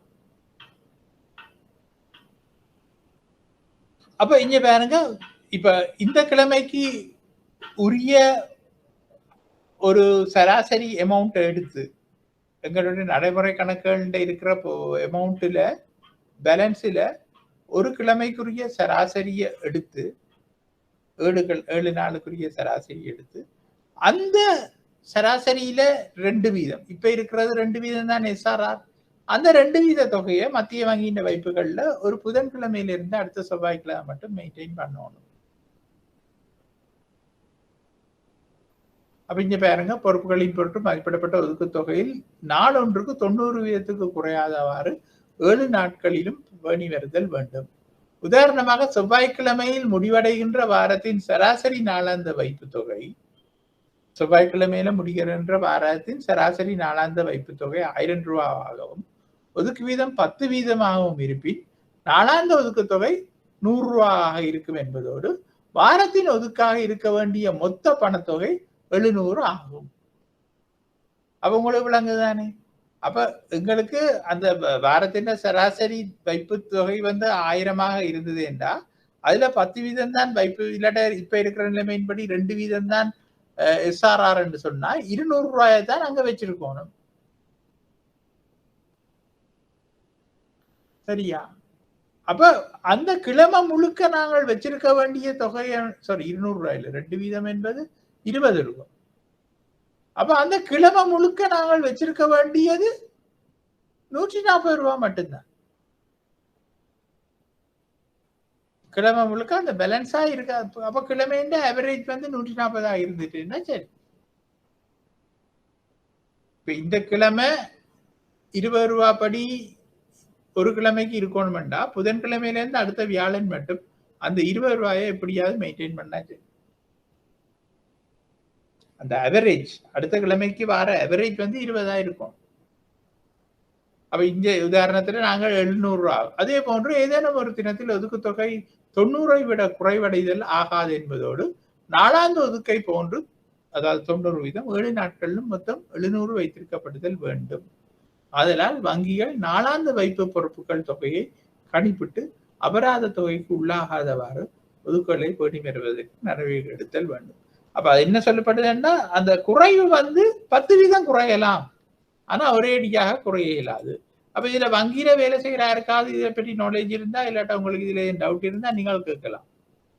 இல்ல நான் நினைக்கிறேன் நிறைய ஆட்கள் இதுல வங்கிலாம் வேலை செய்யறேன்னு உங்களுக்கு இந்த நீங்கள் பிரான்ச்சுகள்ல வேலை செய்தாலும் உங்களுக்கு ஏதோ ஒரு வகையில இன்டிரெக்டான ஒரு நாலேஜ் ஒன்று இருக்கும் இந்த விடயத்தில். இது என்ன மாதிரி நீங்கள் பேணுகிறீர்கள், இல்லாட்டா அது தொடர்பான கதைகள் வரும் ஏதாவது, அது என்ன தெரியவில்லை. அப்ப இதுல நீங்க கேள்வி இருந்தா கேட்கலாம், பயப்படாம. அடுத்தது நாங்கள் போகின்றோம் என்ற திறந்த சந்தை தொழிற்பாடுகளுக்கு. அப்ப திறந்த சந்தை தொழிற்பாடுன்றதே நீங்கள் ஸ்டேஜ் 1 எக்கனாமிக்ஸ்ல படிச்சிருப்பீங்க, ஸ்டேஜ் 2 இந்த டிப்ளமா லெவல்ல என்ன மானிட்டரி பாலிசி என்ற ஒரு செக்ஷன் இருக்கின்றது, அதுல படிச்சிருப்பீங்க, எல்லா இடத்துலயும் படிச்சிருப்பீங்க. அதனால நான் சுருக்கமாக படிச்சு கொண்டு போவோம். அப்ப நாணய கொள்கையின்படி நாணய தளத்தின் அளவை இலக்கணப்பட்ட மட்டத்தில் பேணி வரும் பொருட்டு ஒரு மத்திய வங்கி பல்வேறான நிதியியல் பிணையங்களை வியாபாரம் செய்வது திறந்த சந்தை தொழிற்பாடுகளாக குறிப்பிடுகின்றோம். இலங்கையின் மத்திய வங்கி திரைசேரி உண்டியல்கள், திரைசேரி முறிகள், மத்திய வங்கி பிணையங்கள் ஆகியவற்றை இதற்காக பயன்படுத்துகின்றது. அப்ப என்னென்ன பகிரங்க சந்தையில விற்பனை செய்கின்றது? திரைசேரி உண்டியல்கள். அப்ப திரைசேரி உண்டியல்கள் என்பது என்ன? குறுகிய கால பத்திரங்கள். சொல்லுவோம், ஒரு வருடத்துக்கு குறுகிய கால பத்திரங்கள், கூடுதலாக 90 நாள், 180 நாள், 270 நாள், 360 நாட்களை கொண்ட கடன் பத்திரங்களை சொல்வது திரைசேரி உண்டியல் என்று. திரைசேரி முறிகள் என்பது 2 வருடம், 3 வருடம், 5 வருட முறிகளை கூட திரைசேரி முறிகள் என்று சொல்லலாம். மத்திய வங்கி பிணையங்கள், மத்திய வங்கியால அரசாங்கத்தின் சார்பாக வெளியிடப்படும் பிணையங்களை மத்திய வங்கி பிணையங்கள் என்று சொல்லுகின்றோம். மற்றது இப்ப சர்வதேச திரைசேரி முறிகள் இல்லாட்ட சர்வதேச பிணையங்களும் இப்பொழுது புழக்கத்துக்கு வருகின்றன. அதாவது பெரிய தகவல் ஒன்று, நாங்கள் நடைமுறை விடயங்களை கதைக்க வலிக்கிட்ட பொழுது முதலாவதாக நடந்த என்னன்னு சொன்னால், இந்த ஜூலை மாதம் ஒரு பெரிய ஒரு லோன் இன்ஸ்டால்மெண்ட் ஒன்று போகின்றது, கட்ட வேண்டி இருக்கின்றது. அதால் $1 பில்லியன் கிட்ட தேவைப்படும் வெளிநாட்டு செலாவணி என்ற ஒரு கதைகள் அடிபட்டு கொண்டிருந்த சந்தர்ப்பத்திலே ஒரு கதை வந்தது. அந்த சந்தர்ப்பத்தில், அதாவது ஜூலை 28 29 தான் அந்த பேமெண்ட் போயிருக்கின்றது. அது மட்டும் $4 பில்லியன் தான் இலங்கையின் வெளிநாட்டு ஒதுக்கமாக இருந்தது. அது மிகவும் குறைவான ஒதுக்கம் என்று ஒரு கதை இருந்தது. அப்ப அப்படி இருக்கும் பொழுது 27 28ஆம் தேதியில் $1 பில்லியன் கொடுப்பனவு நடைபெற்றது. அப்ப அந்த $1 பில்லியன் கொடுப்பனவுகள் நடைபெற்றதுக்கு முக்கிய காரணம் சர்வதேச ரீதியில இலங்கை மத்திய வங்கி அரசாங்கத்தின் சார்பாக வாங்கிய இந்த மத்திய வங்கி பிணையங்கள். அவ வெளிநாட்டுல இஷ்யூ பண்ணி பெற்ற காசு கொடுபட்டு இருக்கின்றது. அதுதான் இதே முக்கியமான விடயம். அப்ப அது தவிர இப்பொழுது ஒரு கதை வருகின்றது. ஒவ்வொரு 6 மாதத்துக்கு ஒருக்காக அந்த பிணையங்கள் மீட்கப்பட வேண்டி இருக்கின்றது. அப்ப ஏற்கனவே இஷ்யூ பண்ணினவையில் வந்து 6 மாதத்துல $1 பில்லியன் இப்ப முடிஞ்சது. டிசம்பர் வரும் பொழுது இன்னொரு $1 பில்லியன் கொடுக்க வேண்டி இருக்கின்றது வட்டியுடன் சேர்த்து. அதாவது அந்த பிணையங்களை நாங்கள் மீட்க வேண்டி இருக்குது. காசை கொடுத்து அந்த பாண்ட்ஸை வேண்ட வேண்டி இருக்கு. அதே மாதிரி அடுத்த ஜூலைல இன்னொரு $1 பில்லியன் இருக்கின்றது சொல்லப்படுகின்றது. அப்ப அதே சமயம் நீங்க போன கிழமை பேப்பர்கள் பார்த்திருந்தீங்கன்னா, குறிப்பாக இங்கிலீஷ் பேப்பர் பார்த்திருந்தீங்கன்னா, இந்த பகிரங்க சந்தை நடவடிக்கை தொடர்பான மத்திய வங்கியின் அறிவித்தல் இருந்தது. அதாவது இந்த திணைக்களம் இதை செய்கின்றது என்பது யாருக்காக சொல்லியலுமா? இந்த மத்திய வங்கியின் பகிரங்க சந்தை நடவடிக்கையை எந்த திணைக்களம் செய்கின்றது என்று யாராவது சொல்லியலுமா? நிஷாந்தன் இல்லாட்ட நேசரஞ்சன், திவாகரன், மத்திய வங்கியின் எந்த திணைக்களம் இந்த பகிரங்க சந்தை நடவடிக்கை வேலையை செய்கின்றது சொல்ல முடியுமா?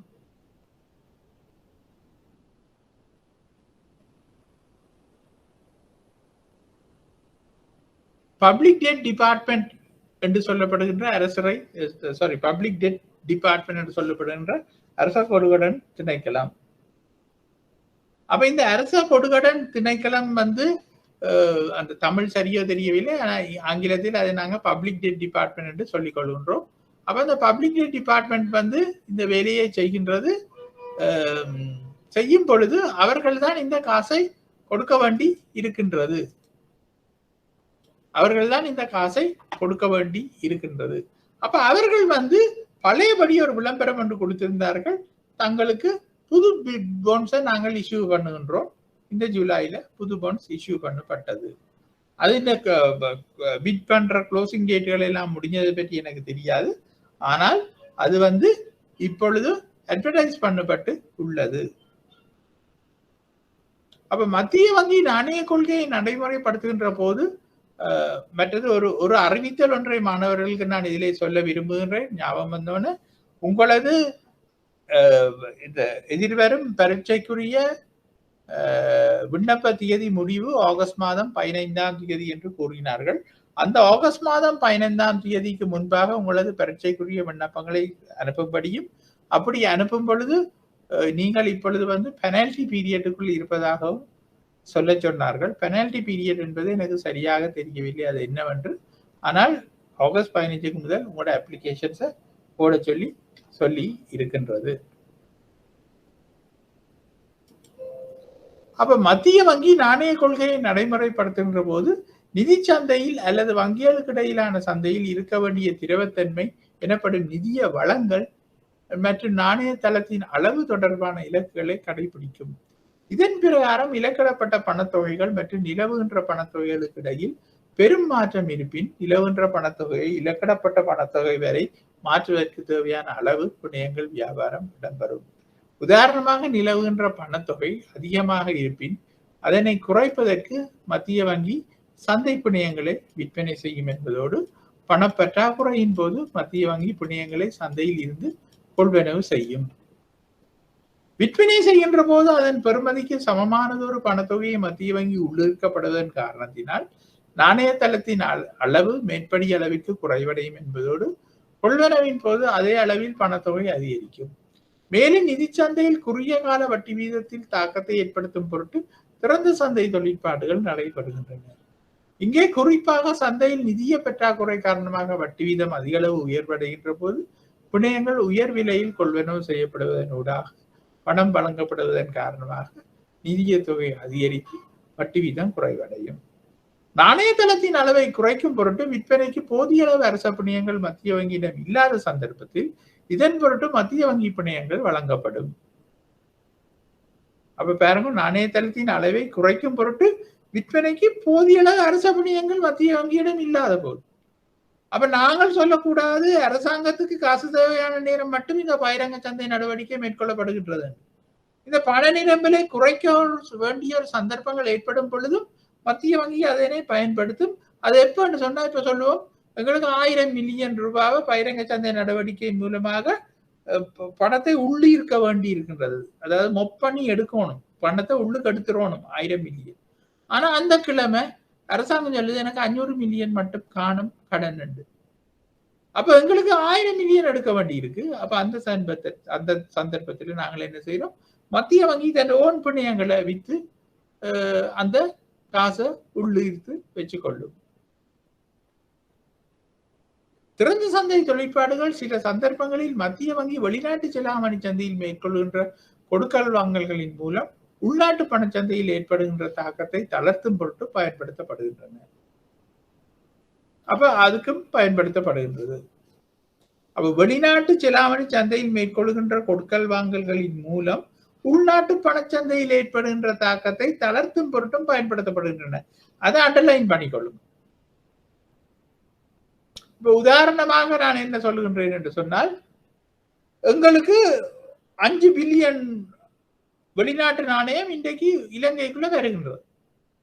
ஏதோ ஒரு நன்கொடையை ஏதோ ஒரு வகையில 5 பில்லியன் ரூபாய் இந்த திங்கட்கிழமை நாளைக்கு வருகின்றதுன்னு வைப்போம்.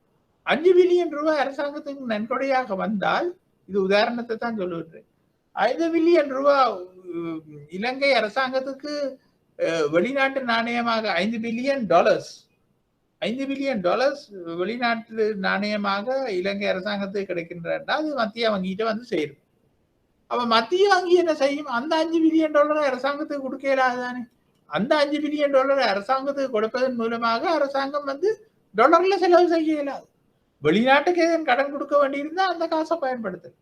அப்படி இல்லை, அரசாங்கம் நான் உள்நாட்டுல தான் அதை பயன்படுத்த போறேன் என்று சொல்லும் பொழுது என்ன நடக்கும்? மத்திய வங்கி அந்த 5 பில்லியன் ரூபாவை தான் வைத்துக்கொண்டு அதற்கு சமமான இலங்கை ரூபாவின் பெறுமதியை அரசாங்கத்துக்கு கொடுக்கும். அப்ப அப்படி கொடுக்கும் பொழுது என்ன நடக்கின்றது, உள்நாட்டு பண நிரம்பல் $5 பில்லியன் சமமான தொகையால அதிகரிக்கின்றது. அப்ப அதைத்தான் இந்த கீழ்பந்தியிலே சொல்லப்பட்டுகின்றது.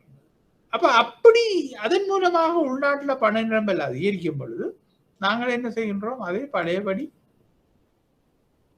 உள்ளீர்த்து கொள்ள வேண்டும். அந்த பணத்தை, உள்நாட்டு பணத்தை உள்ளீர்த்து கொள்ள வேண்டும். அப்படி உள்ளீர்த்து கொள்வதற்காக செய்யப்படுகின்ற ஒரு புனிமுறை இந்த மத்திய வங்கியின் பிணையத்தை நாங்கள் மக்கள் மத்தியில வெளியிட்டு அந்த காசை எடுத்துக்கொள்கிறோம். இரண்டு அரசாங்கத்துக்கு வர அந்த உள்நாட்டு பணம் வந்து, அதாவது மத்திய வங்கி கன்வெர்ட் பண்ணி கொடுக்குற அந்த உள்நாட்டு பணம் வந்து அரசாங்கம் செலவழிக்க போகுது. அது செலவழித்து ஏதோ ஒரு வகையில மக்கள் மத்தியில போய் நிற்கும். மக்கள் மத்தியில போய் நிற்கும் பொழுது அதை நாங்கள் உறிஞ்சி எடுப்பதன் நோக்கம் வந்து இப்பொழுது செய்யப்படுகின்ற இந்த மத்திய வங்கி பிணையத்தை வெளியிடுவது. அப்ப போன கிழமை ஒரு கதை ஒன்று இருந்தது. இந்த பொது விடயத்தை பற்றி நான் கதைக்கும் பொழுது சொல்கின்றேன். போன கிழமை ஒரு கதை ஒன்று இருந்தது. அது என்ன கதை என்று சொன்னால், வரலாற்றிலேயே கூடுதலான அளவு நாணயம் ஏதோ ஒரு நாள் எவ்வளவு தொகை என்றும் தெரியவில்லை அச்சிடப்பட்டு சந்தையில் விடப்பட்டது என்று ஒரு கதை வந்தது மத்திய வங்கியினால். அப்போ சனம் எல்லாம் இது என்ன, இது பணவீக்கம் அதிகரிக்க போகின்றது அப்படி இப்படி என்று சொல்லும் பொழுது திரைசேரி செயலாளர் அதுக்கு ஒரு உதாரணம் சொல்லி இருந்தார். என்னென்று சொன்னால், அப்படி பண நிரம்பல் அதிகரிப்பதற்கு சந்தர்ப்பம் அல்ல. ஏனென்று சொன்னால், இப்ப நாங்கள் வந்து அச்சிடப்பட்ட பணத்தை நாங்கள் சந்தைக்கு கொண்டு வந்தாலும் அந்த அச்சிடப்பட்ட பணத்தை கொண்டு நாங்கள் மத்திய வங்கிட்ட கொடுத்து வெளிநாட்டு நாணயத்தை பெற்றுக் கொள்கின்றோம். அரசாங்கம் மத்திய வங்கிட்ட இருந்து அச்சிடப்பட்ட பணத்தை கடனாக பெற்று பழையபடி அதை மத்திய வங்கியில கொடுத்து வெளிநாட்டு நாணயத்தை பெற்றுக் கொள்கின்றோம். வெளிநாட்டு நாணயத்தை பெற்று வெளிநாட்டு கடனை அடைக்கின்றோம். அவை வந்த காசு பழையபடி மத்திய வங்கிட்ட போய்விட்டது. அதனால பணவீக்கம் ஏற்படாது என்று. அப்ப இப்படி நாங்கள் சும்மா அச்சடிக்கப்பட்ட பணம் என்று சொன்னதுக்கு என்ன, அச்சடிக்கப்பட்ட பணங்கள் சந்தைக்கு வரும் பொழுது அதை எவ்வாறு உள்ளீர்த்து அந்த பண நிரம்பல் அதிகரிப்பை தடுக்கலாம் என்பதற்கு இது நல்ல உதாரணம். இப்ப நான் இந்த நோட்ஸிலே சொன்ன உதாரணம் அதிண்ட மற்ற பக்கம், அதாவது வெளிநாட்டு கடன் வரும் பொழுது உள்நாட்டில் எவ்வளவு நிறைய கையில காசு வரும், உள்நாட்டு புழக்கத்துக்கு காசு வரும் பொழுது மத்திய வங்கி பிணையங்களை விற்று அந்த காசை குறைத்துக் கொள்ளும், பண நிரம்பிலிருந்து குறைத்துக் கொள்ளும் என்று. இப்ப நான் சொன்ன உதாரணம் வந்து திரைசேரி செயலாளர் சொன்னது வந்து மற்ற பக்கம். அவர்கள் கடனை வாங்கி மத்திய வங்கிட்ட, அதே மத்திய வங்கிட்ட கொடுத்து வெளிநாட்டு நாணயத்தை பெறும் பொழுது அதை எடுத்த காசு முழுக்க மத்திய வங்கிட்டே போயிட்டு பண நிரம்பல் அதிகரிப்பு ஏற்படாது. ஆனா அரச கடன் பெற்றது மத்திய வங்கியில கூடுதலாக இருக்கும். மத்திய வங்கியின் 5 வகையில அரச கடன் கூடுதலாக இருக்கும். ஆனா புழக்கத்துல பண நிரம்பல் இருக்காது என்பதுதான் அதனுடைய காரணம். சரி, கிட்டத்தட்ட 1 மணித்தெல்லாம் படித்து விட்டோம். ஏதாவது கேள்விகள் இருக்கின்றதா? ஆன்லைனில் நிற்பவர்கள் பாலகிருஷ்ணன், நிஷாந்தன்.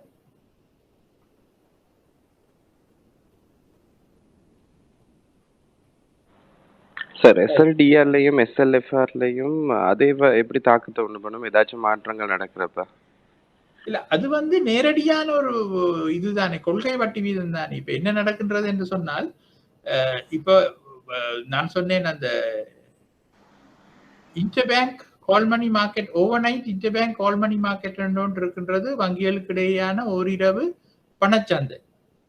அப்ப அந்த இப்ப இப்படியான சிக்கல்கள், நிறைய பிரச்சனைகள் இருக்கு. வங்கிகளுக்கு என்னன்னு சொன்னா, தங்களுடைய அடுத்த நாளுக்கு தேவைக்குரிய திறவநிலையே வச்சிருக்க வங்கிகள் தங்களுடைய அடுத்த நாள் தேவைக்குரிய பணத்தை ஒவ்வொரு பிரான்ச்சு கையில வச்சிருக்கணும். அதை அந்தந்த ரீஜனல் ஆபீஸ் கண்ட்ரோல்ல வச்சிருக்கு.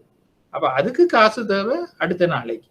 அதே சமயம் அந்த ஹெட் ஆபீஸ் ட்ரெஷரிக்கு முக்கியம், சென்ட்ரல் பேங்க்ல அந்த எஸ்ஆர்ஆர் மெயின்டெனன்ஸ் பேலன்ஸை வச்சிருக்கோம். அப்ப இதுக்குரிய காசு அண்டைக்கு உங்கள்ட்ட இருக்குமா என்பதை நீங்கள் அந்தந்த வங்கிகள் கிட்டத்தட்ட 1-2-3 மணி வரும் பொழுது தெரிய தங்களுக்கு எவ்வளவு காசு ஷார்ட், எவ்வளவு காசு தேவையில்லை, எக்ஸஸ் ஆயிருக்கின்றது.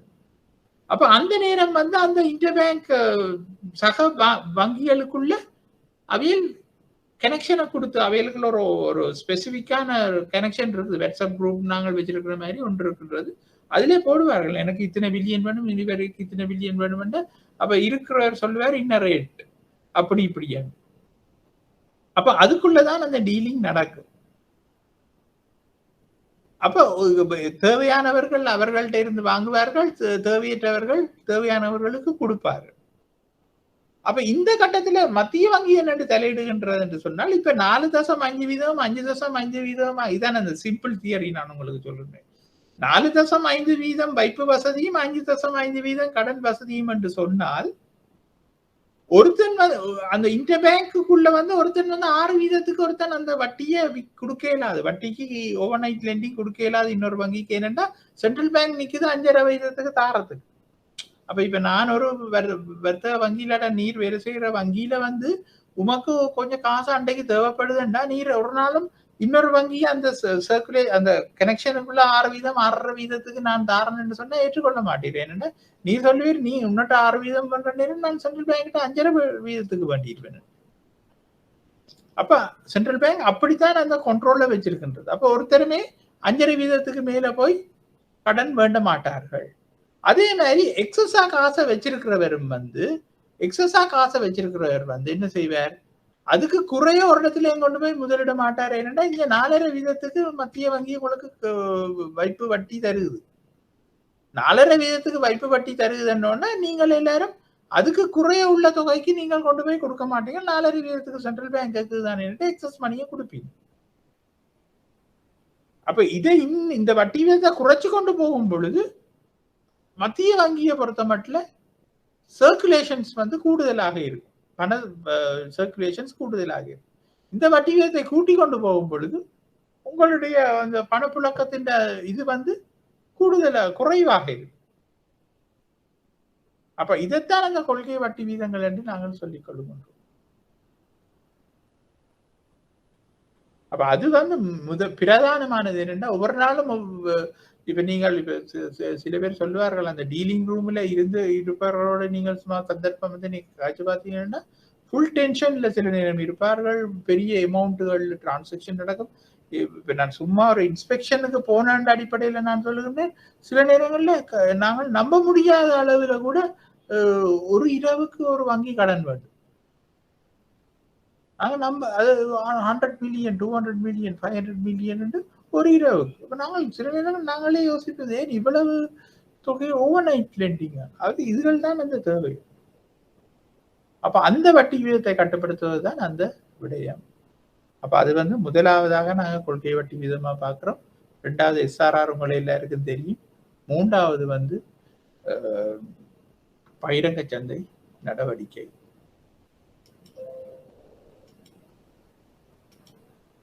அப்படி இடைக்கிட நீங்க கேள்வி கேட்டா தான் நல்லது. அப்பதான் நாங்களும்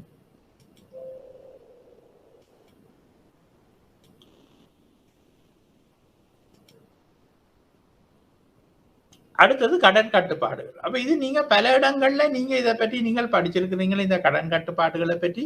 அப்ப நான் இதுகளை பற்றி பெரிசா கதைக்க விரும்பல, மேலோட்டமா சொல்லிட்டு போறேன். என்னன்னு சொன்னால், மத்திய வங்கி முறைமையிலிருந்து வழங்கப்படுகின்ற கடன் தொகைகளை நாட்டின் நாணய கொள்கைக்கு இணங்குகின்றவாறு கட்டுப்படுத்தும் நிதியியல் பொருளியலின் பிரகாரம் பண உருவாக்கலையும் பண நிரம்பலையும் தீர்மானிக்கின்ற அடிப்படை காரணியாக கடன் தொகையின் அளவு விளங்குகின்றது. கடனின் அளவுக்கும் பண நிரம்பலுக்கும் இடையே நேரடியான ஒரு தொடர்பு நிலவுகின்றது. அப்ப கடனின் அளவுக்கும் அது எங்களுக்கு தெரியும் தானே, நாங்கள் ஏற்கனவே படிச்சுட்டோம். ஆதலால் நாணய கொள்கை கருவி ஒன்று என்றவாறு கடன் கட்டுப்பாடானது நேரடியானதொரு வழிமுறையாக கருதப்படுகின்றது. இதில் வங்கி முறைமையிலிருந்து வழங்கப்படுகின்ற கடன் அளவு, கடன் மீள செலுத்துகை காலம் மற்றும் கடனின் பொருட்டு பெறப்படுகின்ற பிணையங்கள் ஆகிய துறைகள் தொடர்பில் கட்டுப்பாடுகளை மேற்கொள்ளுக்கு மத்திய வங்கிக்கு அதிகாரம் கிடைத்துள்ளது. அதாவது வங்கி முறைமையிலிருந்து வழங்கப்படுகின்ற கடன் அளவு, கடன் மீள் செலுத்துகை காலம் மற்றும் கடனின் பொருட்டு பெறப்படுகின்ற பிணையங்கள் ஆகிய துறைகள் தொடர்பில் கட்டுப்பாடுகளை மேற்கொள்வதற்கு மத்திய வங்கிக்கு அதிகாரம் கிடைத்துள்ளது. அப்ப கடனின் அளவை கட்டுப்படுத்துகின்ற போது ஏதோனும் ஒரு வங்கியில் ஏதோனும் ஒரு தினத்தில் அல்லது காலத்தில் உள்ள உயர்ந்தபட்ச கடன் தொகை தொடர்பில் வரையறைகளை விதித்தல் அவசியம். அப்ப கிரெடிட் சீலிங் என்று நாங்கள் சொல்லுகின்றோம், உச்ச வரம்பு. இப்ப நீங்கள் இந்த வங்கியில இருப்பவர்கள் நீங்கள் கனவேர் பார்த்திருப்பீங்கள், சிங்கிள் பாரோ லிமிட் ஒன்று இருக்கின்றது. சிங்கிள் பாரோ லிமிட்னா ஒரு வங்கி வந்து ஒரு குறிப்பிட்ட நிறுவனத்துக்கோ இல்லாட்ட ஒரு குறிப்பிட்ட கஸ்டமருக்கோ ஒரு குறிப்பிட்ட அளவுக்கு மேல கொடுக்க இயலாது. அது வந்து தன்னுடைய இருக்கின்ற சொத்துக்களில இல்லாட்டா கடன் வழங்கக்கூடிய சொத்துக்கள்ல 10% 15% மேல கொடுக்க இயலாதுன்ற ஒரு விடயம் இருக்கின்றது. அப்ப அதே மாதிரியான ஒரு விடயம் தான் இங்கே உயர்ந்தபட்ச கடன் தொகை, கிரெடிட் சீலிங். அப்ப நாங்க இந்த வங்கிக்கே சொல்லுவோம், இப்பதான் உன்னிட்ட இருக்கிற இவ்வளவு சொத்துக்களை நீ 70% மேல கடன் கொடுக்கல, 60% மேல கடன். இதெல்லாம் நான் சொல்லுகின்ற உதாரணங்களை ஒழிய உண்மை அல்ல. அப்ப இதுதான் இந்த கன்செப்டை நீங்கள் விளங்கிக் கொள்ளணும்ன்றதுதான் என்ன முக்கிய நோக்கம். மேலும் பொருளாதாரத்தின் முதன்மையான துறைகளுக்கு வழங்கப்படுகின்ற கடன் தொகையை ஊக்குவிக்கும் பொருட்டு பல்வேறான உற்பத்தி துறைகளுக்கு வழங்கப்பட வேண்டிய குறைந்தபட்ச கடன் தொகையை விதித்தல் அல்லது பணவீக்க காலகட்டத்தில் நுகர்வு கடன் வளர்ச்சியை மட்டுப்படுத்தும் பொருட்டு நுகர்வு கடன் தொடர்பில் உயர்ந்தபட்ச வரையறைகளை விதித்தல் ஆகியவற்றை மேற்கொள்ள முடியும். அப்ப பணவீக்க காலத்துல நுகர்வு கடன் இப்ப சொல்லுவோம், இந்த ஃபீல்டுக்கு நீ கொடுக்க கூடாது, அதாவது கன்சியூமர் ஐட்டம் இல்லாத பர்சனல் லோன்ஸ்களை கொடுக்க கூடாதுன்னு மத்திய வங்கி சொல்லலாம். அப்ப உங்களுக்கு நீங்க தெரியும், ஏன்னா அடிக்கடி உங்களுக்கு சர்க்குலர்ஸ் எல்லாம் இது தொடர்பாக உங்களுக்கு வந்து கொண்டு இருந்திருக்கும். அப்ப இதுல உங்களுக்கு எல்லாம் பெரிய சிக்கல்கள் இருக்காது என்று நினைக்கின்றேன். உதாரணமாக இலங்கையில் உள்ள வங்கிகளின் மூலம் வேளாண்மை துறையின் பொருட்டு வழங்க வேண்டிய கடன் தொகை பட்சம் ஒரு வங்கியில் மொத்த கடன்களில் 10% இருக்க வேண்டும் என்று விதிக்கப்பட்டுள்ளமை சொல்லலாம். உதாரணமா அக்ரிகல்ச்சர் ஃபீல்டுக்கு நாங்கள் கொஞ்சம் லிமிட் பண்ண போறோம், இல்லாட்டா அக்ரிகல்ச்சர் ப்ரொடக்ட்ஸுடைய அவுட்புட்டை வெளியிட்ட அடுத்த வருஷம் குறைக்க போறோம்னு சொன்னா இந்த வருஷம் சொல்லலாம், நாங்க இவ்வளவுக்கு மேல அக்ரிகல்ச்சருக்கு லோன் கொடுக்காங்கோ, ஏன்னா இவ்வளவு காலம் 20% 25% கொடுத்து கொண்டு வரும் பொழுது இப்ப 10% குறையுங்கன்னு சொன்னா அக்ரிகல்ச்சர் வளர்ச்சியில ஒரு தடையை ஏற்படுத்துற ஒரு விடயமாக அது இருக்கும். பொருளாதாரத்தின் பல்வேறு உற்பத்தி துறைகள் தொடர்பிலும் குறைந்தபட்சம் வழங்கப்பட வேண்டியதான கடன் தொகை பணிக்கப்பட்ட கடன் டிரெக்ட் லெண்டிங் என்று சொல்லப்படுகிறது. அப்ப ஆக குறைஞ்சது இவ்வளவுதான் நீங்கள் விதிக்கணும் என்று சொன்னா அதை நாங்கள் சொல்றது டிரெக்ட் லெண்டிங் என்று. அதே போன்று பல்வேறு கடன்களை மறவிடுவதற்கான உயர்ந்தபட்ச காலம் மற்றும் அக்கடன்களுக்கான வங்கிகள் பெற வேண்டிய பிணைகளின் இயல்பு மற்றும் பெறுமதி தொடர்பில் கட்டளையிடப்படும் இயலுமாய் உள்ளது. உதாரணமாக பணவீக்க நிலைமையின் போது அதனை கட்டுப்படுத்துவதற்காக நுகர்வு கடன்களை ஆர்வம் இழக்க செய்யும் நுகர்வு கடன்களின் பொருட்டு மேற்கூறிய மீள் செலுத்திய காலத்தில் விதித்தல் மற்றும் உயர் பெறுமதியை கொண்ட பிணையங்களை பெறுவதற்கு கட்டளையிடுதல் ஆகியவற்றை குறிப்பிடலாம். மேலும் சில சந்தர்ப்பங்களில் பேரின பொருளாதார முன்னேற்றத்திற்காக கொடுகடன் பகிர்ந்தளிக்கப்படுவதை முகாமைத்துவம் செய்யும் பொருட்டு பொருளாதாரத்தின் பல்வேறு துறைகளுக்கு குறிக்கோள்களுக்கு அளிக்கப்பட வேண்டிய கொடுகடன்கள் பெரம்பல் உள்ளடங்கிய கொடுகடன் திட்டங்களை நடைமுறைப்படுத்தலும் சில நாடுகளில் காணப்படுகின்றன. அப்ப இதெல்லாம் ஒரே விடயங்கள் தான். செக்டர் வைஸ் கண்ட்ரோலை கொண்டு வாரது, செக்டர் வைஸ் லெண்டிங்ல கண்ட்ரோலை கொண்டு வாரது. அப்ப இதன் மூலம் கொடுகடன் வளர்ச்சிய பொருளாதாரத்தின் பயனுள்ள துறைகளை வளர்ச்சியடை செய்வதனூடாக பேணி பெறுவதற்கு முயற்சி எடுக்கப்படுகின்றது. ஆதலால் கொடுகடன் கட்டுப்பாட்டை பண நிரம்பலின் கட்டுப்பாட்டினூடாக விலை உறுதிப்பாட்டு குறிக்கோள்களும் பயனுள்ள பொருளாதார குறிக்கோள்களுக்கு கொடுகடன் வழங்குவதனூடாக பொருளாதார வளர்ச்சி உறுதிப்பாட்டு குறிக்கோள்களுக்கு தொடர்பான கலப்பினை அடையப்படுவதற்கு நிதியியல் மேலாண்மைகள் முயற்சி எடுக்கப்படுகின்றன. ஆயினும் கடன் கட்டுப்பாடானது சந்தையை அடிப்படையாக கொண்ட நாணய கொள்கை கருவி ஒன்று அல்ல. அப்ப நீங்கள் அதை கவனித்துக் கொள்ளணும். கடன் கட்டுப்பாடு கிரெடிட் கண்ட்ரோல் என்பது சந்தையை அடிப்படையாக கொண்டு நாங்கள் செய்கிற ஒரு நாணய கொள்கை கருவி ஒன்று அல்ல. அது மத்திய வங்கி தனது செல்வாக்கை பயன்படுத்தி வர்த்தக வங்கிகள் நிதி நிறுவனங்கள் மூலமாக செய்கின்ற ஒரு செயற்பாடு. அதாவது ஒரு நேரடி கட்டுப்பாடு. அது ஒரு சந்தை பொருளாதாரத்தில் கொண்டிற்குள்ளால நாங்கள் செய்கிற மாதிரியான ஒரு விடயம் அல்ல.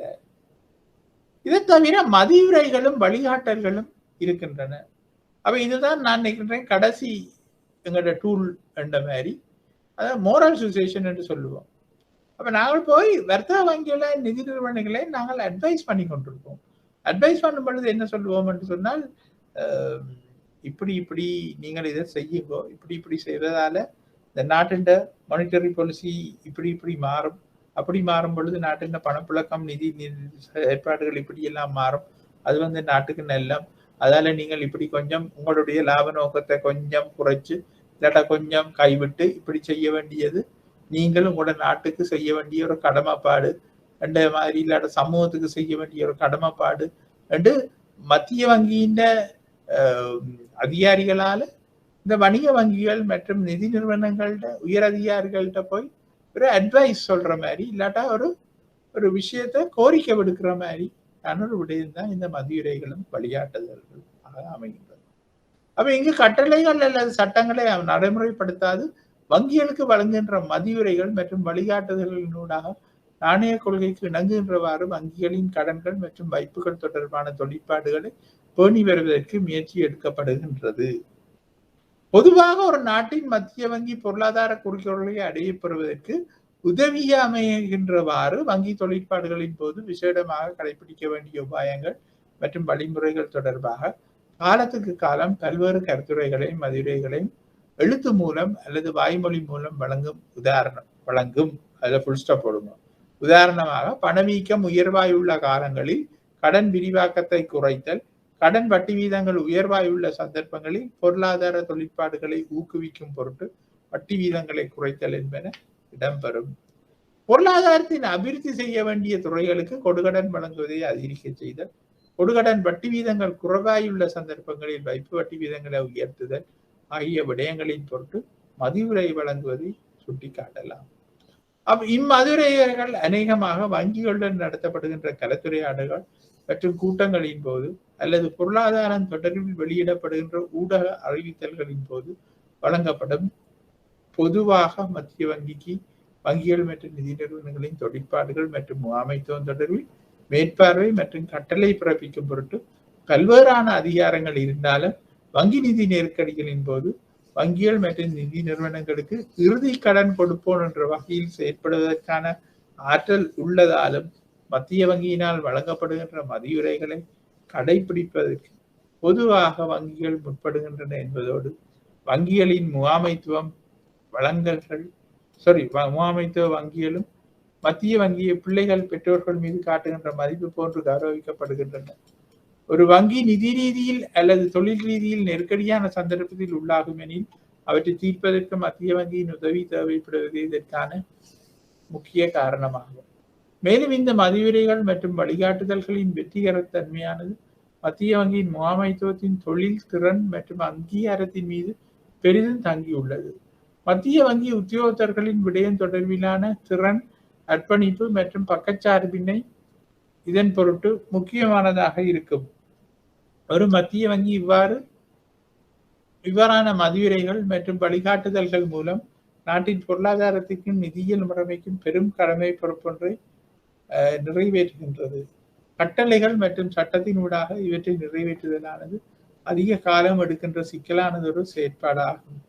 முந்தைய வங்கி ஸ்தாபிக்கப்பட்ட மத்திய வங்கி ஸ்தாபிக்கப்பட்டமை தொடர்பில் அறிக்கையில் திரு ஜான் எக்ஸ்டர் சிறந்ததொரு மத்திய வங்கி தொழிற்பாடானது சிறந்ததொரு சட்டத்தை விட சிறந்ததொரு நடைமுறையாகும் என குறிப்பிட்டுள்ளார். அதாவது good central banking to less good low than good practice என்று நாங்கள் சொல்லுகின்றோம். சிறந்தொரு சட்டத்தை விட சிறந்தொரு நடைமுறை என்று. அப்ப இதுல என்ன சொல்லப்படுகின்ற என்று சொன்னால், நான் உங்களுக்கு ஆரம்பத்தில் சொன்ன விடயத்தை தவிர்த்து, அதாவது இந்த மதியுரைகளை நாங்கள் போய் கேட்கின்றோம், மத்திய வங்கி போய் கேட்கின்றது வர்த்தக வங்கிகள்கிட்ட நிதி நிறுவனங்கள்ட்ட இப்படிலாம் செய்யுங்கன்னு கேட்கும் பொழுது உங்கள்கிட்ட ஒரு கேள்வி வரும், இந்த மத்திய வர்த்தக வங்கிகளோ நிதி நிறுவனங்களோ இதை ஏற்றுக்கொள்ளாம விடலாம் தானே, இதை செய்யாம விடலாம் தானே. அப்ப அதுல 2 விடயங்கள் இருக்கின்றன்னு சொன்னா, மத்திய வங்கி எதிர்பார்க்காது தான் சொல்றது எல்லாத்தையும் இவியல் செய்வினவன். இப்ப மத்திய வங்கி தாம் சொல்ற எல்லாத்தையும் 100% இவர்கள் செய்வார்கள் என்று எதிர்பார்க்காது. அதுல ஒரு 60-70% செய்தாலே மத்திய வங்கிக்கு சக்சஸ். அடுத்தது 2வது விடயம் இதுல என்ன சொல்லப்படுகின்ற சொன்னா, இந்த நிதி நிறுவனங்கள் ஒரு மத்திய வங்கியோட தாய் மாதிரி தான் பார்க்குது. அதாவது நாங்கள் அதை ஓபன் பண்றேன்டா ஒரு லைசன்ஸ் எடுக்கணும், ஒரு பிரான்ச் திறக்கிறேன்டாலும் அவங்கள்ட்ட தான் போய் லைசன்ஸ் எடுக்கணும், ஒரு லொக்கேஷனை பிரான்ச்சின் லொக்கேஷனை மாத்திரண்டாலும் நாங்கள் அவங்கள்ட்ட தான் போய் லைசன்ஸ் எடுக்கணும். மற்றது ஒரு அந்தரமாபத்துக்கு இறுதி கடன் ஈவோனாக எங்களுக்கு கடன் தர போவதும் அவங்கள்தான். அப்ப எந்த பிரச்சனை என்றாலும் நாங்கள் மத்திய வங்கிட்டு தான் நாங்கள் போய் நிற்க போகின்றோம். ஆகவே நாங்கள் அவர்கள் சொல்வதை செய்வோம் என்ற அடிப்படையில், குறிப்பாக இலங்கை மாதிரியான ஒரு நாட்டில் வர்த்தக வங்கிகள் என்னதான் மனக்கசப்பு இருந்தாலும் சொல்லும் பொழுது அதை செய்து விடுவார்கள். சில இடங்களிலே அவர்கள் சொல்லுவார்கள், இப்படியே நீங்கள் செய்வதாலே இவ்வளவு பிரச்சனைகள் வருகின்றது, நீங்கள் அதுகளை நீங்கள் கவனிக்கின்றீர்கள் இல்லை என்று. ஆனால் அவர்கள் அந்த மத்திய வங்கியின் மதியுரையை ஏற்றுக்கொள்ளுவார்கள் என்பதுதான் அதில் உள்ள உண்மை. அப்ப இந்த நாணய கொள்கையின் கருவிகளின் வெற்றிகர தன்மையை பற்றி நாங்கள் இனி பார்ப்போம். நாணயத்து கொள்கையின் கருவிகளின் வெற்றிகர தன்மை.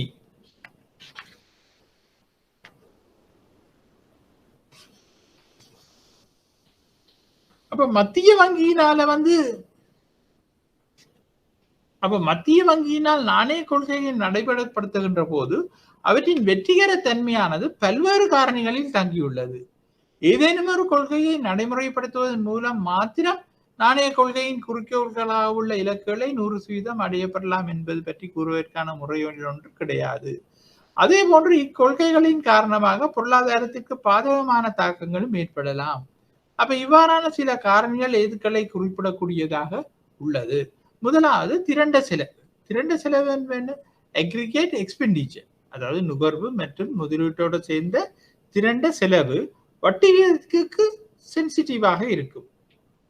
இல்லாட்டா அப்படி சென்சிட்டிவா இருக்க வேண்டும் என்பதும், வட்டி விகிதத்துக்கும் திரண்ட செலவுக்கும் இடையே எதிரிடையான ஒரு தொடர்பு இருத்தல் வேண்டும் என்பதும் திரண்ட செலவின்படி வட்டி வீத நெகிழ்வுத்தன்மை தொடர்பாக பல்வேறான கேட்கல்கள் பல நாடுகளாலும் மேற்கொள்ளப்பட்டுள்ளன.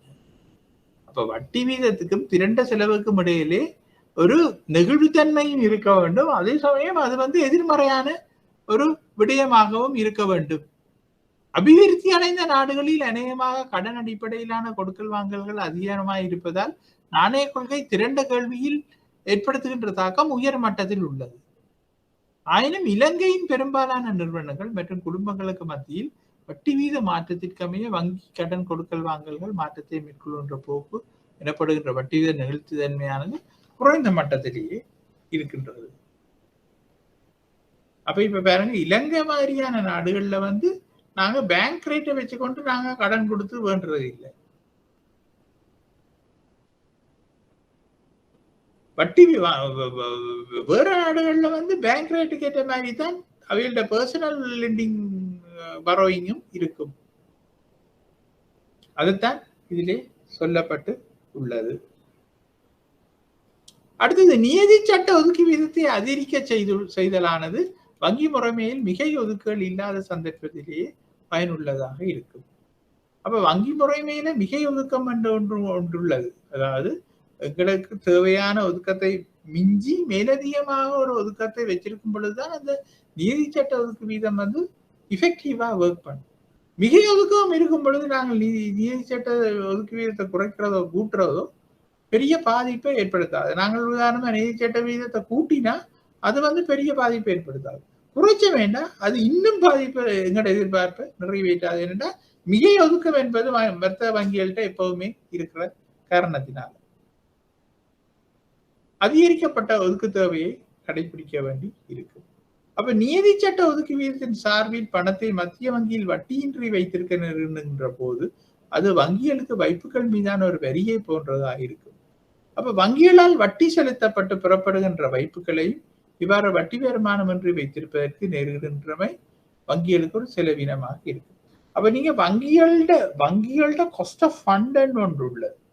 வங்கிகளோட காஸ்ட் ஆஃப் ஃபண்ட், அதாவது நாங்கள் வங்கியில் வச்சிருக்கிற காசுக்கு ஒரு செலவு ஒன்று உள்ளது. அப்ப அந்த செலவை நாங்கள் கால்குலேட் பண்ணும்போது இந்த நீதி சட்ட ஒதுக்கமாக இருக்கின்ற தொகையை நாங்கள் கவனத்தில் எடுக்க வேண்டும்.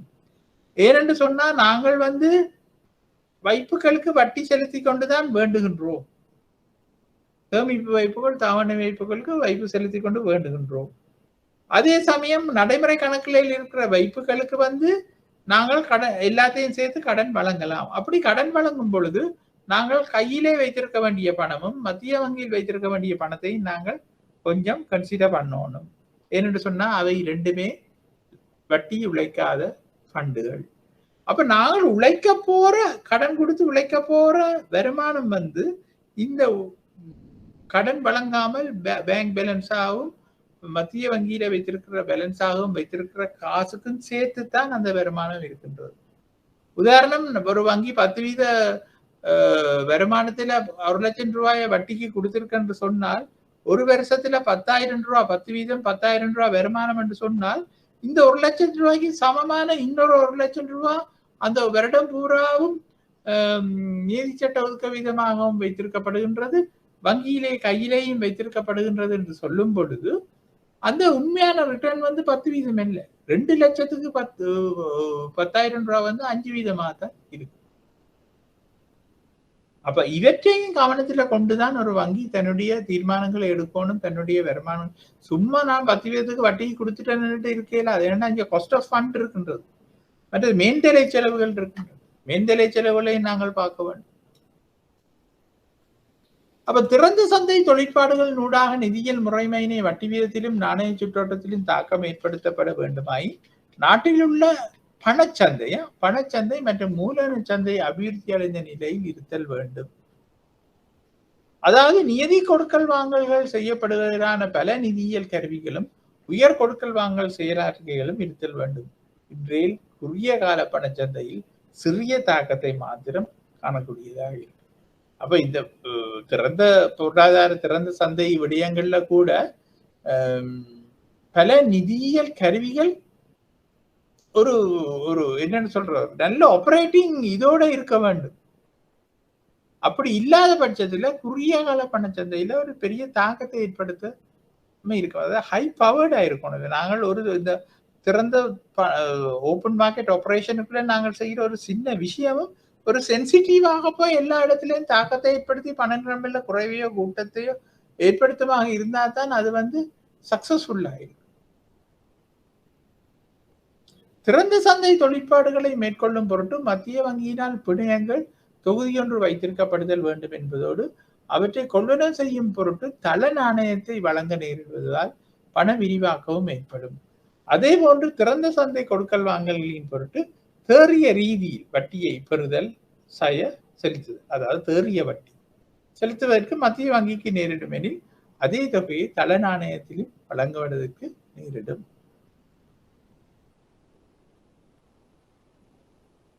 அப்ப தள நாணயம் என்று சொல்வது என்ன? அந்த அடிப்படை கரன்சி. அப்ப நாங்கள் பிணையங்கள் இருக்குது, பிணையங்களை நாங்கள் விற்கும் பொழுது தள நாணயம் உள்ளுக்கு வருகின்றது. ஆனால் பிறகு நாங்கள் அந்த பிணையங்களை வேண்டும் பொழுது நாணயம் வெளியே போகின்றது. அதைத்தான் இதுல சொல்லப்படுகின்றது. வரவு செலவு திட்ட பற்றாக்குறை, பொதுப்படகடன் மற்றும் அரச பிணையங்கள் விளைவு வீதம் வரவு செலவு திட்ட பற்றாக்குறை உயர் மட்டத்தில் தொடர்ச்சியாக நிலவும் எனில் அரசாங்கமானது அரச வங்கிகள் மற்றும் பொதுமக்களிடமிருந்து அதிகளவு கடன் பெறும். அப்ப பாருங்கோ, அரசாங்கத்தின் செலவு வருமானத்தில் பார்க்க கூடுதலாக இருக்குமாக இருந்தால் அதிகளவு கடனை பெற வேண்டி இருக்கும் அரசாங்கம். ஏன்னா அரசாங்கத்தின் வருமானத்தில் செலவு கூட இப்ப இலங்கையில அதுதான் நடக்கின்றது காலங்காலமா. ஒரு அபிவிருத்தி அடைகின்ற அரசாங்கம், அபிவிருத்தி அடைகின்ற நாடு கூடுதலான பாதகமான ஒரு பாதிட்டை வைத்திருக்கும் என்பதை நாங்கள் படிச்சிருக்கின்றோம். அப்ப அப்படியான நேரத்துல அந்த மேலதிக தொகையை என்னென்று அது ஈடேற்றும்? அது வங்கிகள் பைனான்சியல் சிஸ்டத்துக்குள்ளால போய் கடன் பெற பார்க்கும். அதைத்தானே இதில் சொல்லப்படும். அரசாங்கமானது அரச வங்கிகள் மற்றும் பொதுமக்களிடமிருந்து அதிக அளவு கடனை பெறும். வங்கிகளில் இருந்து கடன் பெறுகின்ற போது பண நிரம்பல் அதிகரிக்கும். அப்ப வங்கிகள்ல இருந்து கடன் பெறும்போது பண நிரம்பல் அதிகரிக்கும் தானே. ஏனென்று சொன்னா கடன் பெற்றோன்னா அதை நாங்கள் அரசாங்கம் செலவழிக்க போகின்றது. மேலும் மத்திய வங்கி வட்டி விகிதத்தை உயர்த்துவதற்கு முயற்சிக்கின்ற சந்தர்ப்பத்தில் அரச வட்டி செலுத்துகைகள் அதிகரிக்கலாம். அப்ப பண சுருக்கத்தை நோக்கமாக கொண்டு மத்திய வங்கி வட்டி வீதங்களை அதிகரிக்கும் பொழுது அரசாங்கமும் நிறைய வட்டியை தான் பெற்ற கடனுக்கு கொடுக்க வேண்டி இருக்கு. அப்ப அதனால அந்த வட்டி கொடுப்பனவுகள் அதிகரிக்கலாம். வட்டி விகிதத்தை குறைந்த அளவில் வைத்திருப்பதற்கு அரசாங்கங்கள் மறைமுகமாக, அதை அண்டர்லைன் பண்றோம், மறைமுகமாக தலையீடுகளை மேற்கொள்ளும். அரசாங்க செலவுகள் அதிகரிக்கின்ற போது நாட்டின் திரண்ட கேள்வி அதிகரிக்கும். ஆகையால் பணவீக்க அழுத்தம் அதிகரிக்கும்.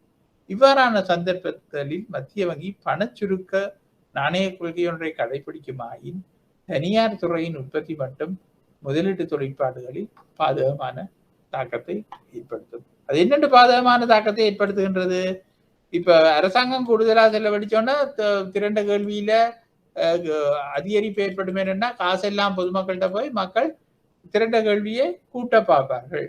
அப்ப கூட்ட பார்க்கும் பொழுது இந்த பணவீக்க அழுத்தம் ஏற்படும். அப்ப மத்திய வங்கி பணச்சுருக்க கொள்கை ஒன்றை ஏற்படுத்தும் பொழுது வட்டி வீதத்தை உயர்த்தும். பணச்சுருக்க விடயத்தை ஏற்படுத்துவதற்கு வட்டி வீதத்தை உயர்த்தும் பொழுது ஆட்டோமேட்டிக்காக வட்டி வீதம் கூட்டினோன்னு தனியார் துணையினர் தங்கள கடன் பெறுதல் குறைவடைந்து முதலீடுகள் குறைவடையும்.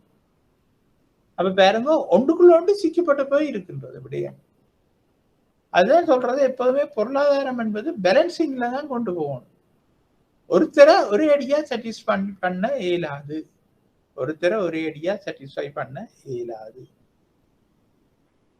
அப்ப கடன் மட்டுப்பாடுகள் நடைமுறைப்படுத்தப்படுகின்ற போது வங்கிகள் அவற்றை கடைபிடிக்கின்றனவா இல்லையா என்பதை ஆராய்தல் சிரமமானதாக இருக்கு. அப்ப இதுக்குத்தான் மத்திய வங்கி நிறைய தடவைகள் சூப்பர்விஷன்கள் எல்லாம் போனா கூட இப்ப ஒவ்வொரு நாளும் போய் நின்று கொண்டு இருக்கேன். அப்ப மாசத்துக்கு ஒருக்கா மத்திய வங்கிகள் போகலாம் மேக்சிமம். அப்ப போகும்பொழுது இவர்கள் சொல்வார்கள் நாங்கள் செய்கின்றோம் அப்படின்னு சொல்லி போட்டு அதை டிலே பண்ணினாலோ செய்யாம விட்டாலோ ஒரு எக்ஸ்கியூஸை சொன்னாலோ மத்திய வங்கியால பெருசா ஒன்றும் செய்து கொள்ள இயலாது. அதே சமயம் அந்த அமல்படுத்த வேண்டிய காலம் போய் சேர்ந்துரு. வங்கிகள் அவற்றை கடைபிடிக்கின்றனவா இல்லையா என்பதை ஆராய்தல் சிரமமானதாய் இருக்கும். வங்கிகள் அந்த மட்டுப்பாடுகளை கடைபிடிக்காது, ஆயினும் அவற்றை கடைபிடிப்பதாக காட்டுவதற்கு பல்வேறான உபாயங்களை மேற்கொள்கின்ற மற்றும் போலி அறிக்கைகளை தயாரிக்கின்ற சந்தர்ப்பங்களும் உண்டு. அப்ப இப்படியான ஒரு சின்ன போலி அறிக்கைகளை தயாரிச்சு கொடுத்து விடலாம் அந்த சிறிய அளவில். அப்ப அதை அம்பிடாத பட்சத்துல தப்பிடுவீங்க. அம்பிட்டா தான் அதுக்குரிய பனிஷ்மெண்ட்டுகள் வார்னிங்கள் ஏற்பட்டுமே ஒழிய அம்பிடாத பட்சத்துல அப்ப இப்படியான பிராக்டிக்கல் இஷ்யூகள் இருக்குது. அதுக்காக ஒரு வங்கி அப்படி செய்யும், ஒரு நிதி நிறுவனம் அப்படி செய்யும் என்று நான் சொல்லவில்லை. பிராக்டிக்கல் இஷ்யூ இருக்கின்றது. அப்ப நாணய கொள்கை கருவிகளை நடைமுறைப்படுத்துகின்ற போது அதன் மூலம் குறிக்கோள்களை அடையப்படுதல் தொடர்பில் எதிர்பார்க்கப்படுகின்ற தாக்கம் மற்றும் அதன் பொருட்டு எடுக்கின்ற காலம் பற்றி உறுதி செய்து கொள்வதற்கு முடியாது இருக்கும். அப்ப எந்த பீரியட்ல நாங்க எடுக்கின்ற கொள்கை எஃபெக்டிவாக இல்லாட்டா பலனளிக்கிற நிலைமைக்கு வரும் என்பது ஒருத்தராலும் சொல்ல முடியாம இருக்கும். அனுபவ ரீதியில வேணுமென்றா சொல்லிக் கொள்ளலாம். நாணய கொள்கைகளுக்கும் குறிக்கோள்களுக்கும் இடையே உள்ள தொடர்பு பற்றிய விளக்கங்கள் நாணய கொள்கைகள் அனுப்புதல் பொறிமுறை மானிட்டரி பாலிசி டிரான்ஸ்மிஷன் மெக்கானிசம் என்று நாங்கள் சொல்றோம். அதாவது அதை செயல்படுத்துற இம்ப்ளிமெண்ட் பண்ற ஒரு மெக்கானிசம். மேலும் நாணய கொள்கையை நடைமுறைப்படுத்துகின்ற காலத்தினும் வேறு பொருளாதார கொள்கைகளும் வெளிவாரி பொருளாதார அழுத்தங்களும் உருவாகுவதன் காரணமாக நாட்டின் நிதியியல் நிலைமையும் கொள்கை குறிக்கோள்களை நிறைவேற்றுவதன் முன்னேற்றமும் காலகட்டமும் மாற்றமடையலாம். உதாரணமாக பணவீக்கத்தை குறைக்கும் பொருட்டு வரையறுக்கப்பட்ட நாணய கொள்கை ஒன்றை கடைபிடிக்கப்படுகின்ற போது உலக சந்தையில் எண்ணெய் விலை அதிக அளவில் உயர்வு அடையும் எனில் பண்டங்கள் மற்றும் பணிகளின் எண்ணெய் விலை தாக்கத்தினால் அதுகளுடைய விலைகள் அதிகரிக்கும். அப்ப பாருங்க, நாங்கள் ஒரு காரணத்தை பிளான் பண்ணிக்கொண்டு நாங்கள் ஒரு பணவீக்கத்தை குறைக்கிற வேலையை செய்ய வலிக்கிட்டா உலகளாவிய ரீதியில எண்ணெய் விலைகள் அதிகரிப்பு ஏற்பட்டு அதன் மூலமா பொருட்கள் இலங்கை மாதிரி ஒரு நாட்டுல பொருட்கள் சேவைகளோட விலை அதிகரிச்சுன்னா நாங்கள் ஒன்றுமே செய்யல.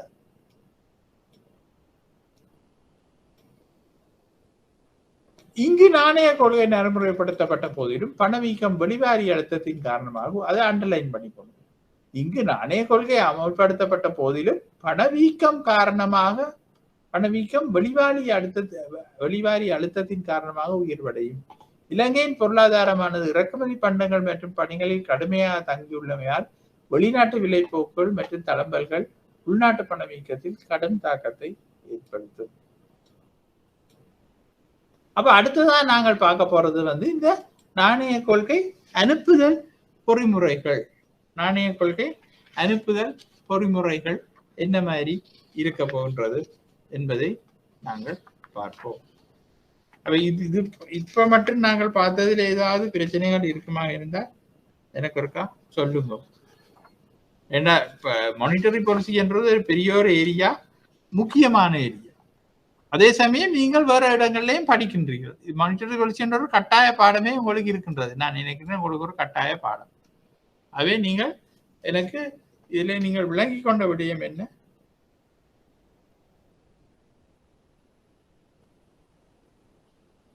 ஓகேயா என்று நீங்கள் சொன்னீங்களா?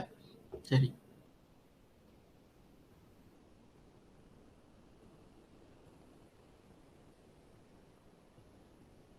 சொல்லுங்க.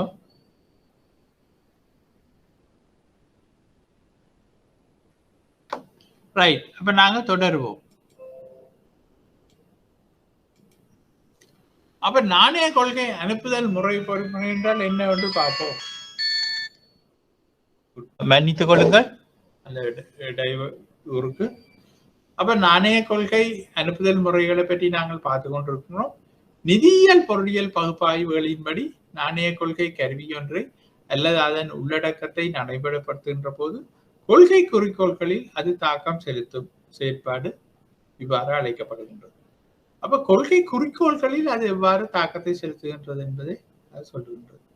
அப்ப இவ்விளக்கத்தின் பிரகாரம் கொள்கை தாக்கல் அனுப்புதல் நிதியியல் மற்றும் உண்மை மாறிகள் பலவற்றின் மூலமாக குறிப்பிட்டதொரு கால தாமதத்துடன் நடைபெறும். இதன் பிரகாரம் நாணய கொள்கை பல்வேறான இலக்குகளை அடிப்படையாக கொண்டு நடைமுறைப்படுத்தப்படும் என்பதை காணலாம். மேற்படி அனுப்புதல் செயற்பாடானது சுருக்கமாக கீழே தரப்பட்டுள்ளது. அடையப்பெற வேண்டிய குறிக்கோள்கள், அதாவது பணவீக்க வீதம் அல்லது பொருளாதார வளர்ச்சி வீதம் பற்றிய இலக்கு.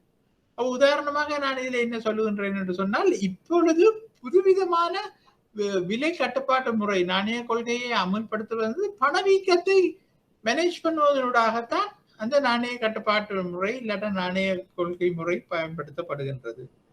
அப்ப பணவீக்க வீதம் அல்லது பொருளாதார வளர்ச்சி வீதம் பற்றிய இலக்குகளை முதலே டிசைட் பண்ணி போட்டு அதுக்கேற்ற மாதிரி பேக்வேர்டாக வேலைகள் நடக்கின்றன. முந்தைய நாளாகும் நாங்கள் எல்லா வேலையும் செய்துவிடலாம். இந்த வருடம் இவ்வளவு பொருளாதார வளர்ச்சி வீதம் நடந்தது, இவ்வளவு பணவீக்க வீதம் நடந்தது என்று நாம் சொல்லிக் கொள்வோம். ஆனா இப்ப அப்படி இல்லை. இந்த டார்கெட் இருக்கின்றது, இதை அடையும் பொருட்டு நாங்கள் இவ்வளவு வேலைகளையும் செய்யணும் என்று அந்த ரிசல்ட்ஸில் இருந்து அடிக்கி வருவது. முந்தி நாங்கள் அடியில எல்லாம் வேலை செய்தையும் ஒரு ரிசல்ட்ஸை காட்டுவோம். இப்ப ரிசல்ட்ஸை டார்கெட்டா போட்டாச்சு. மேற்படி குறிக்கோள்களின் பொருட்டு இருக்க வேண்டிய திரண்ட கேள்வி பற்றிய இலக்கு நாங்கள் சொல்ல வேண்டி இருக்கின்றது. திரண்ட கேள்வி இலக்கை அடையப்படுவதற்கு நாட்டில் இருக்க வேண்டிய பண நிரம்பல் அல்லது வட்டி வீதம் தொடர்பான இலக்குகளை நாங்கள் இவை இடைநிலை நிதியியல் இலக்குகள் என்று நாங்கள் சொல்லிக்கொள்வோம். அவ திரண்ட கேள்வி இலக்கை அடையப்படுவதற்கு நாட்டில் இருக்க வேண்டிய பண நிரம்பல் அல்லது வட்டி வீதம். அடுத்தது இடைநிலை நிதியியல் இலக்குகளை அடையப்பெறும் பொருட்டு நாட்டில் இருக்க வேண்டிய நாணய தள தொகை, குறுகிய கால சந்தை வட்டி வீதம் மற்றும் சந்தை திரவத்தன்மை பற்றிய இலக்குகள். இவை உடனடி நிதியியல் இலக்குகள் என்று நாங்கள் சொல்லிக் கொள்கின்றோம். அதை நாங்கள் இமீடியட் டார்கெட்ஸ் என்று சொல்லுகின்றோம். கொள்கை கருவி இலக்குகள். கொள்கை கருவி இலக்குகளை தான் நாங்கள் இப்ப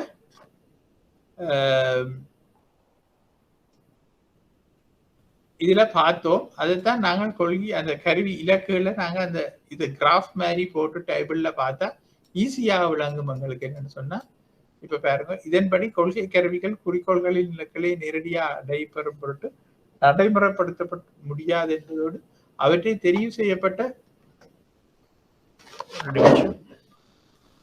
கொள்ளுங்கள் மாணவர்களே.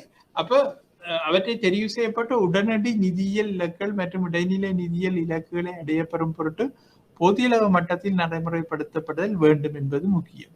மேற்படி இலக்குகளை அடையப்பெறுகின்ற போது எதிர்பார்க்கப்பட்ட காலத்தினுள் இலக்கிடப்பட்ட குறிக்கோள்களின் பால் நெருங்கலாம் என எதிர்பார்க்கப்படுகின்றது. இதன் பிரகாரம் நாணய கொள்கை அனுப்புதல் பொறிமுறையை பின்வருமாறு நாங்கள் சொல்லி காட்டலாம். அப்ப பாருங்க, நாணய கொள்கை கருவிகளை பற்றி நாங்கள் படிச்சுட்டோம். அதுல உடனடி நிதியியல் கருவிகள் இருக்கு, இடைநிலை நிதியியல் கருவிகள் இருக்கு. அதன் மூலமாக நாங்க திரண்ட கேள்வியில தாக்கத்தை ஏற்படுத்துகின்றோம். அதன் மூலமாக நாணய கொள்கை குறிக்கோள் இலக்குகளை நாங்கள் அடைந்து கொள்ளுகின்றோம் என்பதுதான் அதனுடைய சரியான விடயம். அப்ப இதன்படி நாணய கொள்கை கருவி ஒன்றை நடைமுறைப்படுத்த வேண்டிய மட்டம் அல்லது அளவானது ஏனைய இலக்குகளுடன் அந்தந்த நிதியியல் கருவிகள் அல்லது நாணய கொள்கை கொண்டுள்ள தொடர்பின் அளவை பொறுத்தே தீர்மானிக்கப்படும். அதே போன்று நாணய கொள்கை கருவியொன்று நடைமுறைப்படுத்தப்பட்ட தினத்தில் இருந்து குறிக்கோள் இலக்குகளை நிறைவேற்றிக் கொள்ளும் வரையில் உள்ள கால தாமதமானது சில மாதங்கள் அல்லது சில வருடங்களாக அமையலாம்.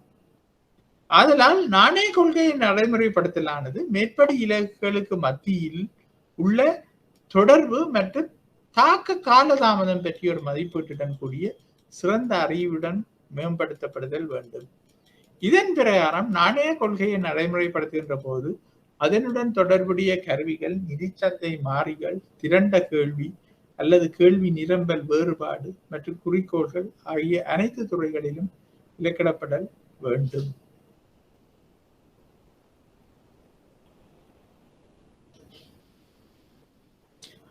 அப்ப அடுத்ததாக பணவீக்க இலக்கிடல் நாணய கொள்கை. இதைத்தான் நான் சொல்லுகின்றேன். இப்ப பிராக்டிக்கலாக நிறைய நாடுகள் மேற்கொண்டு வருகின்ற நாணய கொள்கை முறைமைதான் பணவீக்க இலக்கிடல். நான் இப்ப உங்களுக்கு சொன்ன உதாரணம். அப்ப இங்க ஏதோ நம்ம ஒரு அளவிடப்பட்ட மட்டத்திலான பணவீக்க அளவிடப்பட்ட மட்டத்திலான பணவீக்க இலக்கினுள் பணவீக்கத்தை கட்டுப்படுத்தும் பொருட்டு நாணய கொள்கையை நடைமுறைப்படுத்துதல் கருதப்படுகின்றது. உதாரணமாக ஐக்கிய ராஜ்யத்தை பாருங்க. ஐக்கிய ராஜ்யத்தின் நாணய கொள்கை என்ன சொல்லுதுன்னா 2% இலக்கிடப்பட்ட ஆண்டு பணவீக்கத்துக்குள்ள இருக்கணும். அப்ப அதை வச்சு கொண்டுதான் அவையில் நாணய கொள்கை எல்லாம் நடக்கும். எண்ட் ஆஃப் த இயர் 2% அவையில் நாணய கொள்கை இருக்கு, பணவீக்கம் இருக்குமாக இருந்தா அவையில் சக்சஸ். அப்ப இந்த பணவீக்க இலக்கு அரசாங்கத்தினால் இங்கிலாந்து மத்திய வங்கிக்கு விதிக்கப்பட்டுள்ளதோட அரசாங்கம் சொல்லி இருக்குது, இங்கிலாந்து மத்திய வங்கி இப்படி நீ வச்சிருக்கணும். இதன் பொருட்டு நாணய கொள்கையை நடைமுறைப்படுத்துவதற்கு தேவையான சுதந்திரம் மத்திய வங்கிக்கு வழங்கப்பட்டுள்ளது. சில நாடுகளில் மத்திய வங்கிகள் பணவீக்க இலக்கை தாமாகவே தீர்மானித்து பொதுமக்களுக்கு அறிவித்து பணவீக்க இலக்கிடல் நாணய கொள்கை ஒன்று கடைபிடிக்கப்படுகின்றது. தற்போது கவனிச்சு பாருங்க, ஏறத்தாழ 28 நாடுகளால் கடைபிடிக்கப்படுகின்ற மேற்படி பணவீக்க இலக்கிடல் நாணய கொள்கை முறை ஆரம்பிக்கப்பட்டு அண்ணளவாக 2 தசாப்தங்கள் ஆகின்றன என்பதோடு மிகை பணவீக்கம் நிலவிய அநேகமான நாடுகள் இக்கொள்கையை கடைபிடித்ததன் ஊடாக பணவீக்கத்தை குறைத்து கொண்டுள்ளன. அப்ப அது சக்சஸா வந்தபடியா தான் கூடுதலான நாடுகள் தொடர்ந்தும் இந்த கொள்கையை பின்பற்றி கொண்டு வருகின்றன. அப்ப பணவீக்கல் கொள்கைகளே கடைபிடித்துக் கொண்டு வந்து மிகை பணவீக்கம் குறைக்கப்பட்டபடியினால இன்றைக்கு கிட்டத்தட்ட 20 ஆண்டுகளுக்கு மேலாக 28 நாடுகள் 30 நாடுகள் இந்த கொள்கையை கடைபிடித்துக் கொண்டு வருகின்றன. அது சக்சஸ் ஆகி கொண்டு வருகின்றபடியா ஏனைய நாடுகளும் பின்பற்றுகின்றன. ஒரு நாட்டின் நாணய மேலாண்மையின் மத்திய வங்கியின் செயலாற்றுகையை மதிப்பிடும் பொருட்டு இது அடிப்படையாக இருத்தல் இக்கொள்கையில் உள்ள அடிப்படை பயனாகும். நாணய கொள்கையை நடைமுறைப்படுத்தும் பொருட்டு மத்திய வங்கிக்கு பொறுப்புடன் கூடிய சுதந்திரம் கிடைக்கின்றது. ஆதலால் நாணய கொள்கையை வேறு குறிக்கோள்களின் பொருட்டு பயன்படுத்துதல் மீது மட்டுப்பாடுகள் விதிக்கப்பட்டு விலை உறுதிப்பாடு நாணய கொள்கையின் முதன்மையான குறிக்கோளாக ஏற்றுக்கொள்ளப்படுகின்றது. அப்ப இப்ப உங்களுக்கு விளங்குது தானே, இக்கொள்கையில் உள்ள அடிப்படை நாணய கொள்கையை நடைமுறைப்படுத்தும் பொருட்டு மத்திய வங்கிக்கு பொறுப்புடன் கூடிய சுதந்திரம் கிடைக்கின்றது. ஆதலால் நாணய கொள்கையை வேறு குறிக்கோள்களின் பொருட்டு பயன்படுத்துதல் மீது மட்டுப்பாடுகள் விதிக்கப்பட்டு விலை உறுதிப்பாடு நாணய கொள்கையின் முதன்மையான குறிக்கோளாக ஏற்றுக்கொள்ளப்படுகின்றது. இலங்கை உள்ளிட்ட அநேகமான அபிவிருத்தி அடைந்து வரும் நாடுகளில் மத்திய வங்கிக்கு பல குறிக்கோள்களுக்கு தேவையானவாறு நாணய கொள்கையை பயன்படுத்துவதற்கான ஏற்பாடுகள் உரிய கட்டளை சட்டத்தினால் உள்வாங்கப்பட்டுள்ளதால் பணவீக்க இலக்கிடல் நாணய கொள்கையை நேரடியாக பயன்படுத்தும் பொருட்டு சட்ட திருத்தங்கள் அவசியமாகும். மத்திய வங்கிக்கு பல குறிக்கோள்களுக்கு தேவையானவாறு நாணய கொள்கையை பயன்படுத்துவதற்கு ஏற்பாடுகள் உரிய கட்டளை சட்டங்களில் உள்வாங்கப்பட்டுள்ளதால் பணவீக்க இலக்கிடல் நாணய கொள்கையை நேரடியாக பயன்படுத்தும் பொருட்டு சட்ட திருத்தங்கள் அவசியமாக கருதப்படுகின்றது. அரச வரவு செலவு திட்ட பற்றாக்குறை அதிகமாயுள்ள நாடுகளில் பணவீக்கமும் வட்டி வீதமும் உயர்வாய் இருப்பதால் அரசு செலவு திட்ட பற்றாக்குறை அதிகமாயுள்ள நாடுகள் என்றைக்க இலங்கை மாதிரி நாடுகள்ல நாங்கள் அதை நினைவு வச்சுக்கொள்ளலாம். இலங்கை மாதிரி ஒரு நாடுகள்ல பணவீக்கமும் வட்டி வீதமும் உயர்வாயிருப்பதால் பொதுப்படுவதன் காரணமாக பணவீக்க இலக்கிடல் நாணய கொள்கை ஒன்று நடைமுறைப்படுத்துவதற்கு மத்திய வங்கிக்கு நடைமுறை ரீதியில் சிரமமாய் இருக்கும். அதிக அளவிலான அரசு செலவுகளின் காரணமாக பணவீக்கம் இலக்கிடப்பட்ட பணவீக்கத்தை விட அதிகளவு உயர்மட்டத்தில் உள்ளதும் பணவீக்கத்தை கட்டுப்படுத்தும் பொருட்டு அதற்கு ஏற்புடையதான வட்டி வீதங்களை உயர்த்துவதன் மூலம் வரவு செலவு திட்ட பற்றாக்குறையை தீர்ப்பதற்காக புறப்படுகின்ற கடன் வட்டி அதிகரிப்பதன் காரணமாக வரவு செலவு திட்ட பற்றாக்குறை மற்றும் பொதுப்படு கடன் சுமை மேலும் அதிகரிக்கலாம் என்பதால் நாணய கொள்கையின் அரசாங்கம் தலையிடுதல் நடைமுறை ரீதியில் நடைபெறலாம் என்பதும் அதற்கான காரணங்களாகும். நாணய கொள்கை ஒன்று நடைமுறைப்படுத்தப்படுகின்ற போது எப்போதும் ஒரு பணவீக்க இலக்கு கடைபிடிக்கப்படும். அநேகமாக நாடுகளில் இதனை மத்திய வங்கி தனது பொறுப்பாக பொதுமக்களுக்கு அறிவிக்காது. அப்ப பாருங்க, நாணய கொள்கை ஒன்று நடைமுறைப்படுத்தப்படுகின்ற போது எப்போதும் ஒரு பணவீக்க இலக்கு இருக்கும். ஆனா அதை இவ்வளவு காலமும் இதுக்கு முந்தைய காலங்கள்ல மத்திய வங்கி அதை பொதுமக்களுக்கு அறிவிக்காது. ஆனா இப்ப அப்படி இல்லை. மத்திய வங்கியின் உள்ளக கொள்கை தகவலாகவே அதை பேணி வரும் என்பது இங்கு நினைவில் இருத்துக் கொள்ள வேண்டிய விடயமாகும். சில மத்திய வங்கிகள் நடைமுறையில் உள்ள நாணய கொள்கைகளின் காரணமாக எதிர்காலத்தில் நிலவக்கூடிய பணவீக்கம் தொடர்பாக ஒரு சில கொள்கை கூற்றுக்களின் ஊடாக பணவீக்க இலக்குகள் பற்றிய தகவல்களை பொதுமக்களுக்கு வழங்குகின்றன. ஆயினும் இவ்வாறான அறிவிக்கப்பட்ட பணவீக்க இலக்குகள் எப்போதும் மாற்றமடையலாம் என்பதோடு மத்திய வங்கிக்கு அது தொடர்பிலான அளவுக்கு பொறுப்பு இருக்காது. மேலும் பல்வேறான வெளிவாரி அழுத்தங்களின் காரணமாக பண்டங்கள் மற்றும் பணிகளின் விலைகள் அதிகரிக்கின்ற சந்தர்ப்பங்களில் நாணய கொள்கையினூடாக எதிர்பார்க்கப்பட்ட பணவீக்க இலக்குகளை நிறைவேற்றிக் கொள்ள முடியாமல் போகலாம். உதாரணமாக, நாங்கள் முதல் காய்ச்ச மாதிரி உலக எண்ணெய் மற்றும் உணவு விலை அதிகரித்தல் அல்லது டாலரின் விலை அதிகரித்தல் ஆகிய காரணங்களின் காரணமாக பணவீக்கம் அதிகரிக்கின்ற சந்தர்ப்பத்தில் நாணய கொள்கையின் மூலம் இலக்கிடப்பட்ட பணவீக்கத்தை அடையப்பெற முடியாமல் போகலாம். அதே போன்று பொருளாதார சுருக்கம் அல்லது வெளிநாட்டு செலாவணி சொத்துக்கள் நெருக்கடி நிலவுகின்ற போது பணவீக்க இலக்கை கவனத்தில் கொள்ளாது அத்தகைய பொருளாதார பிரச்சனைகளின் பொருட்டு நாணய கொள்கையை பிரயோகிப்பதற்கு மத்திய வங்கிக்கு நேரிடும். அதனால் நாணய கொள்கையினுள் உள்ள இலக்குகளை அதே விதத்தில் அடையப்படுதல் சிரமமானதாக இருக்கும். அப்ப அடுத்ததாக நாங்கள் பார்ப்போம். கிட்டத்தட்ட நாங்கள் கடைசி இறுதி இடத்துக்கு வந்துவிட்டோம்.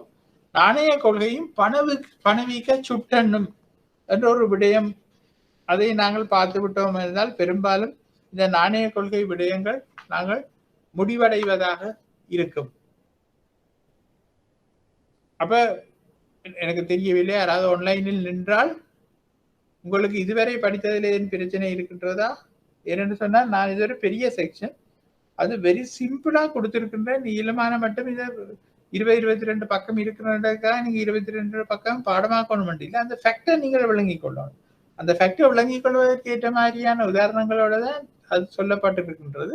ஆகவே நீங்கள் உங்களுக்கு ஏலமான இதுவரை என்னடா அடுத்த ஹெடிங்க நான் யோசிக்கின்றேன், இதோட முடிச்சுட்டு அடுத்த கிழமை நாங்கள் அந்த செக்ஷனை துவங்குவோமா, இல்லாட்டா இடையில விட்டுட்டு போக வேண்டி இருக்கும். இடையில விட்டுட்டு போனா எனக்கு தெரியாது, நான் பிறகு எங்க முடிச்சேன். இப்ப நாணய கொள்கையும் பணவீக்க சுட்டனும் இருக்கின்றது. இப்ப நீங்கள் இதுவரை படிச்சதில் ஏதாவது விளக்கங்கள் தேவைப்படுகின்றது, இல்லாட்டா விளங்கவில்லை என்று சொன்னால் நான் திருப்பி ஒரு 10 நிமிடம் 8 நிமிடங்கள் இருக்கின்றது, நான் அதை விளங்கப்படுத்தலாம். பாலகிருஷ்ணனுக்கு இல்லாட்டா நிஷாந்தனுக்கு ஏதாவது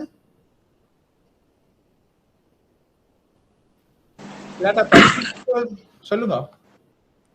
சரி. என்னன்னா நாங்க அந்த இதுக்கு முதல்ல இருந்த ஒரு வசனத்துல இருந்து பணவீக்கம் கூட்டுறது வந்து டாலர்ன்ற ரேட் கூட்டுனார். ஆனா நாட்டுல வந்து பணவீக்கம் கூடுறதுனால தானே டாலர்ன்ற ரேட் எல்லாம் கூடுபடும். டாலர் ரேட் கூடுறதுனால முதல்ல இருந்த ஒரு அந்த லாஸ்டா நாங்க படிச்ச பந்தியில இருந்துச்சு, டாலர் ரேட் என்ன ரேட் எல்லாம் கூடுறதுனால நாட்டின் பணவீக்கம் கூடும் என்று சொல்லி. ஆனா நான் உண்மையா நாட்டின் பணவீக்கம் கூடுறது தானே டாலர்ன்ற ரேட் கூடுறதுக்கு எல்லாம் காரணமா இருக்கும். இல்ல அப்படியும் இருக்கும் இப்படியும் இருக்கும். இதுல உண்மை என்னன்னு சொன்னா, இப்ப நீங்க எண்ணெய் விலை அதிகரிப்பை யோசிச்சு பாருங்க. இப்ப எண்ணெய் விலை அதிகரிப்ப அதுக்கு அது மாதிரியான ஒரு டாலர், அதாவது எங்கட நாணயத்தின் மதிப்பிறக்கமாக தான் நான் அதை சொல்றேன். இப்ப எண்ணெய் விலை ஏற்றம் வந்து நாங்கள் என்னதான் எங்கட நாட்டு பணவீக்கத்தை நாங்கள் கட்டுப்படுத்தணும் என்ற ஒரு கொள்கையோட இருந்தாலும், எண்ணெய் விலை ஏற்றம் ஏற்பட்டவுடன் இப்ப நேற்று பாருங்க $74 இருக்கின்றது ஒரு பீப்பாயின மசகன். அது கொஞ்சம் கூடுதலான விலைகள். இப்ப கூடிக்கொண்டு போகின்றது. அப்ப இப்ப நாங்கள் ஏற்கனவே ஒரு பிரச்சனைகள்ல இருக்கின்றோம். இந்த நிலைமையில வந்து அந்த பிரச்சனையும் வரும் பொழுது எப்படியோ இம்போர்ட் பண்ணும் பொழுது இலங்கையில எண்ணெய்களோட விலையை அதிகரிக்க வேண்டி இருக்கும். அதிகரிச்சோன்னா இங்க பணவீக்கம் அதிகரிக்கும். அதே மாதிரி இப்ப சொல்லுவோம், எண்ணெய் விலையை நாங்கள் இறக்குமதி செய்ய கூடுதலான காசை கொடுக்க வேண்டி வரும் பொழுது டாலருக்கு நாங்கள் கூடுதலான கேள்வியை ஏற்படுத்தும் பொழுது அதே அளவு டாலர் எங்களுக்கு நிரம்பலாக இல்லாத பட்சத்தில் எங்கட நாணயம் வந்து மதிப்பிறக்கம் செய்யப்பட்டு கொண்டு போகலாம். இப்ப இதுகள் வந்து நான் சொல்றேன் என்னன்னு சொன்னால் அவுட் ஆஃப் கண்ட்ரோல், எங்கட பாலிசிக்கு வெளியில நடக்கின்றது. இப்ப மனித வாழ்க்கையும் எடுத்து பாருங்க, நாங்கள் ஒரு விஷயத்த பிளான் பண்றோம். நாங்கள் ஒரு விஷயத்த பிளான் பண்ணிக்கொண்டு அதை ஒரு வருஷ பிளான் நாங்கள் இம்ப்ளிமெண்ட் பண்ண வெளிக்கிடும் பொழுது எவ்வளவோ வெளிவாரியான விடயங்கள் வந்து அதுக்குள்ள தாக்கம் செலுத்துகின்றோம். உதாரணத்துக்கு கோவிட் பிரச்சனை, நாங்கள் பர்சனல் லைஃபுக்கு பொறுத்தவரையில நாங்களும் எங்களோட கரியர்லயோ ஏதோ ஒன்றிலையோ நாங்கள் ஒரு பிளான் பிசினஸ் ஒன்றையோ திறப்பமெண்ட் வெளிக்கிட்டு போகும்பொழுது இந்த கோவிட் பிரச்சனை வந்து குழப்பி விட்டது. அப்ப யாருமே எதிர்பார்க்காத ஒரு பிரச்சனை கோவிட், யாருமே எதிர்பார்க்காத விதத்தில் அது தாக்கத்தை ஏற்படுத்தி கொண்டிருக்கும். அப்படியான ஒரு எண்ணத்தோடு தான் அந்த டாலர் விஷயத்தை நான் அதிலே சொல்லி இருக்கின்றேன். இப்ப அதே சமயம் எங்கட நடவடிக்கைகள் காரணமாகவும் டாலர் பெறுமதி வந்து கூடிக்கொண்டு போகலாம். அதாவது பணத்தின் பெறுமதி குறைவடைந்து கொண்டு போகலாம். உதாரணத்துக்கு இப்ப இலங்கை மாதிரி ஒரு நாட்டுல மிதக்கும் நாணய மாற்று வீதம் நடைபெற்று கொண்டிருக்கிற ஒரு நாட்டில கேள்வி நிரம்பலின் அடிப்படையில் தான் இது தீர்மானிக்கப்படுகின்றது. கேள்வி நிரம்பல் என்று சொல்லும் பொழுது டாலர் கேள்வி எவ்வளவு ஏற்படுகின்றது, டாலர் நிரம்பல் எவ்வளவு கிடைக்கின்றது. அப்ப உண்மையின்படி டாலர் வளமையாவே நீங்க சொன்ன மாதிரி இம்போர்ட் பேஸ் கண்ட்ரி. அப்ப நாங்கள் இறக்குமதிக்கு கூடுதலான டாலருக்கு நாங்கள் கேள்வி எழுப்பி கொண்டிருக்கும் பொழுது வளமையாவே எங்களுக்கு அதுக்குரிய நிரம்பல் கிடைக்காதபடியாத்தான் ஒரு வருஷத்துக்கு 15% 20% வரை ஒரு வெளிநாட்டு நாணயம், உதாரணத்துக்கு டாலர் என்று சொன்னா டாலர் பெறுமதி ஏற்றம் பெற்றுக் கொண்டு போகும். அங்கட நாணயம் இறக்கம் பெற்றுக் கொண்டு வரும். வருடத்துக்கு 15% 20% வரை. நீங்க ஒவ்வொரு வருடம் ஆண்டறிக்கைகள் எடுத்து பார்த்தீங்களேன்னா தெரியும். ஆனால் அது வந்து இன்னும் கூடுதலாக போகின்றது. இப்போ இன்னும் கூடுதலாக போகின்றதுக்கு காரணம் என்னன்னு சொன்னா, இலங்கையின் முதன்மையான வெளிநாட்டு அந்நிய செலாவணியை கொண்டு வர இந்த தொழில் ஊழியர்களது வருமானங்கள், வெளியே உள்ள அனுப்புதல்கள், ரெமிட்டன்ஸ் என்று சொல்றது எல்லாம் வராம விட்டவனா அது இன்னும் பெரிய சிக்கலை கொண்டு வந்திருக்கின்றது. அப்ப அப்படியான பிரச்சனைகள் என்பது அது வளமையாக உள்ள பிரச்சனை. ஆனா இப்ப நாங்கள் இதுல கதைச்சா வந்து நாங்கள் இது வளமையான பிரச்சனை எதிர்நோக்கி கொண்டிருக்கும் பொழுது திடீரென்று ஏதாவது வெளிநாடுகள்ல ஏற்படுற எக்ஸ்டர்னல் விஷயம் உண்டால எங்களோட மதிப்பு வந்து இன்னும் நல்லா கூடிச்சுட்டுன்னு சொன்னா எங்களால அதை கட்டுப்படுத்த முடியாத ஒரு நிலை ஏற்படும் என்றதுதான் அதுல நான் அதுல சொல்லியிருக்கேன். இப்ப இதுல உண்மையாவே மயக்கிற விஷயம் என்னன்னு சொன்னா, ஒரே விஷயத்த இப்படியும் கதைச்சு அப்படியும் கதைச்சு கொண்டு போகும் பொழுது உங்களுக்கு சில நேரங்கள்ல மயக்கமா இருக்கும். அதாவது பண பண நிரம்பலை கூட்டுன்றோம், அப்புறம் பண நிரம்பலை குறைக்கின்றோம். பண நிரம்பலை கூட்டும் பொழுது என்ன நடக்கும்? பண நிரம்பலை கூட்டும் போது வட்டி வீதங்கள் குறைவாக இருக்கும். கொஞ்சம் கொஞ்சமா பொருளாதார வளர்ச்சி ஏற்படுகிற வாய்ப்புகள் இருக்கு. அப்ப பொருளாதார பண நிரம்பலை நாங்கள் கூட்டி விட்டு கனகாலம் விட்டோமேன்னா அது பணவீக்கத்துக்கு வழிவகுத்திடும். அப்ப பழையபடி அந்த பணவீக்கத்தை பண நிரம்பல குறைக்கிறதுக்கான வழிவகைகள் நாங்கள் மேற்கொண்டு வரும் பொழுது அது இந்த பொருளாதார வளர்ச்சியை மந்தப்படுத்துகின்ற மாதிரியான வேலையை செய்துவிடும். இதுதான் அங்கேயுள்ள விடயமாக கருதப்படுகின்றது. எனக்கு சந்தோஷம் நீங்கள் இப்படி கேள்வி கேட்பது என்னன்னு சொன்னா அப்பதான் எனக்கும் தெரியும் நீங்கள் அங்கே நிற்கிறீர்கள். இப்போ பிசிக்கல் கிளாஸஸ் சொன்னா எனக்கு தெரியும் உங்களோட ஃபேஸ் ரியாக்ஷன்கள்ல நான் விளங்கி கொள்ளலாம். இப்ப நீங்கள் இப்ப ஆன்லைன்ல போகும் பொழுது இப்ப நீங்கள் பிறகு நீங்கள் ரெக்கார்டிங்லயும் பார்த்துட்டு நீங்கள் பேசாம இருந்துருவீர்கள், என்ன நடக்குதுன்றது எனக்கு தெரியாது. பட் இப்ப நாங்கள் பேப்பர் செட் பண்ணதும் இல்லை, பேப்பர் திருத்துவதும் இல்லை. அப்ப நாங்கள் இன்னும் ஸ்டூடெண்ட்ஸோட க்ளோஸா இருந்தா தான் அவர்களோட விஷயத்தை பாஸ் பேப்பர் செய்யும் பொழுது வடிவா சொல்லி கொடுத்துட்டு போகலாம். அதான் சொல்லுங்க சார். மற்றொரு ரெண்டா நாங்க அரசாங்கம் வந்து நாணயத்தை பிரிண்ட் பண்ண சம்பந்தமா ஒன்று நீங்க இடையில சொன்ன நீங்க தானே சில நேரங்கள்ல உங்களோட சவுண்ட் குறையுது, கொஞ்சம் கூட காய்ச்சிங்கன்னா நல்லா. அரசாங்கம் அந்த இடையில வந்து நாணயத்தாள் நிறைய பிரிண்ட் பண்ணாங்க தானே, அதுக்கு நீங்க சொன்னீங்க தானே என்ன ஃபாரின் கரன்சியை மாற்றுறதுக்காக சென்ட்ரல் பேங்க்குக்கே நாணயத்தை கொடுத்துட்டு சென்ட்ரல் பேங்க்ல கடன் மூலம் ஃபாரின் கரன்சி எடுத்தாங்கன்னு சொல்லி. ஆனா அதுவும் வந்து ஒரு விதத்துல பணவீக்கம் சம்பந்தப்படுத்தப்படாதா? இந்த நாட்டுல வந்து அரசாங்கமே சென்ட்ரல் பேங்க் கிட்ட மறுபடி மேல கடன்களை வாங்குறது வந்து நாட்டின் அரசாங்கம் கடன் எல்லை கூட்டுறது வந்து பணவீக்கத்தை கூட்டும் தானே. அது பணவீக்கம் இல்லைன்னு நாங்க சொல்லலாம். ஒரு பகிரங்க சந்தை நடவடிக்கை. இப்ப உதாரணமா வளமையாவே மத்திய வங்கி செய்கின்ற ஒரு வேலை என்னன்னு சொன்னா, இப்ப வெளிநாடு உதாரணத்துக்கு சொல்லுவோம், வெளிநாட்டுல இருந்து ஒரு ஃபாரின் டைரக்ட் இன்வெஸ்ட்மெண்ட் வருது $1 பில்லியன். அப்ப அவங்க சொல்றாங்க உள்நாட்டுல தான் அவ்வளவுதான் செலவழிக்கணும். அப்ப நாங்க உள்நாட்டுல செலவழிக்கணும். அப்ப உள்நாட்டுல நாங்கள் அதை செலவழிக்கும் பொழுது அவ்வளவையும் ஃபாரின் $1 பில்லியன் இலங்கை காசுல வரணும். அப்ப $1 பில்லியன் எங்கிட்ட ரிசர்வ் கூடும், இங்க இலங்கை காசு சர்க்குலேஷனுக்குள்ள வந்து அப்ப சொல்லுவோம் இன்றைய நிலைமையில 200 பில்லியன் இலங்கை காசு கூடினா அதை ஏதோ ஒரு வகையில மத்திய வங்கிக்கு தேவாத குறைக்கணும், இல்லாவிட்டால் அது வந்து பணவீக்கத்தை உருவாக்கும். அப்ப உடனே மத்திய வங்கி என்ன செய்யும்? அரச பணியங்களை வெளியிடும், இல்லாட்டா மத்திய வங்கியின் பணியங்களை வெளியிடும். அப்ப உங்களுக்கு தெரியும் அரச பணியம் என்ன, மத்திய வங்கியின் பணியம் என்ன, ஏதோ ஒரு வகையில விட்டு அந்த காசை 200 பில்லியனே முழுக்க எடுக்கணும் வண்டி இல்லை.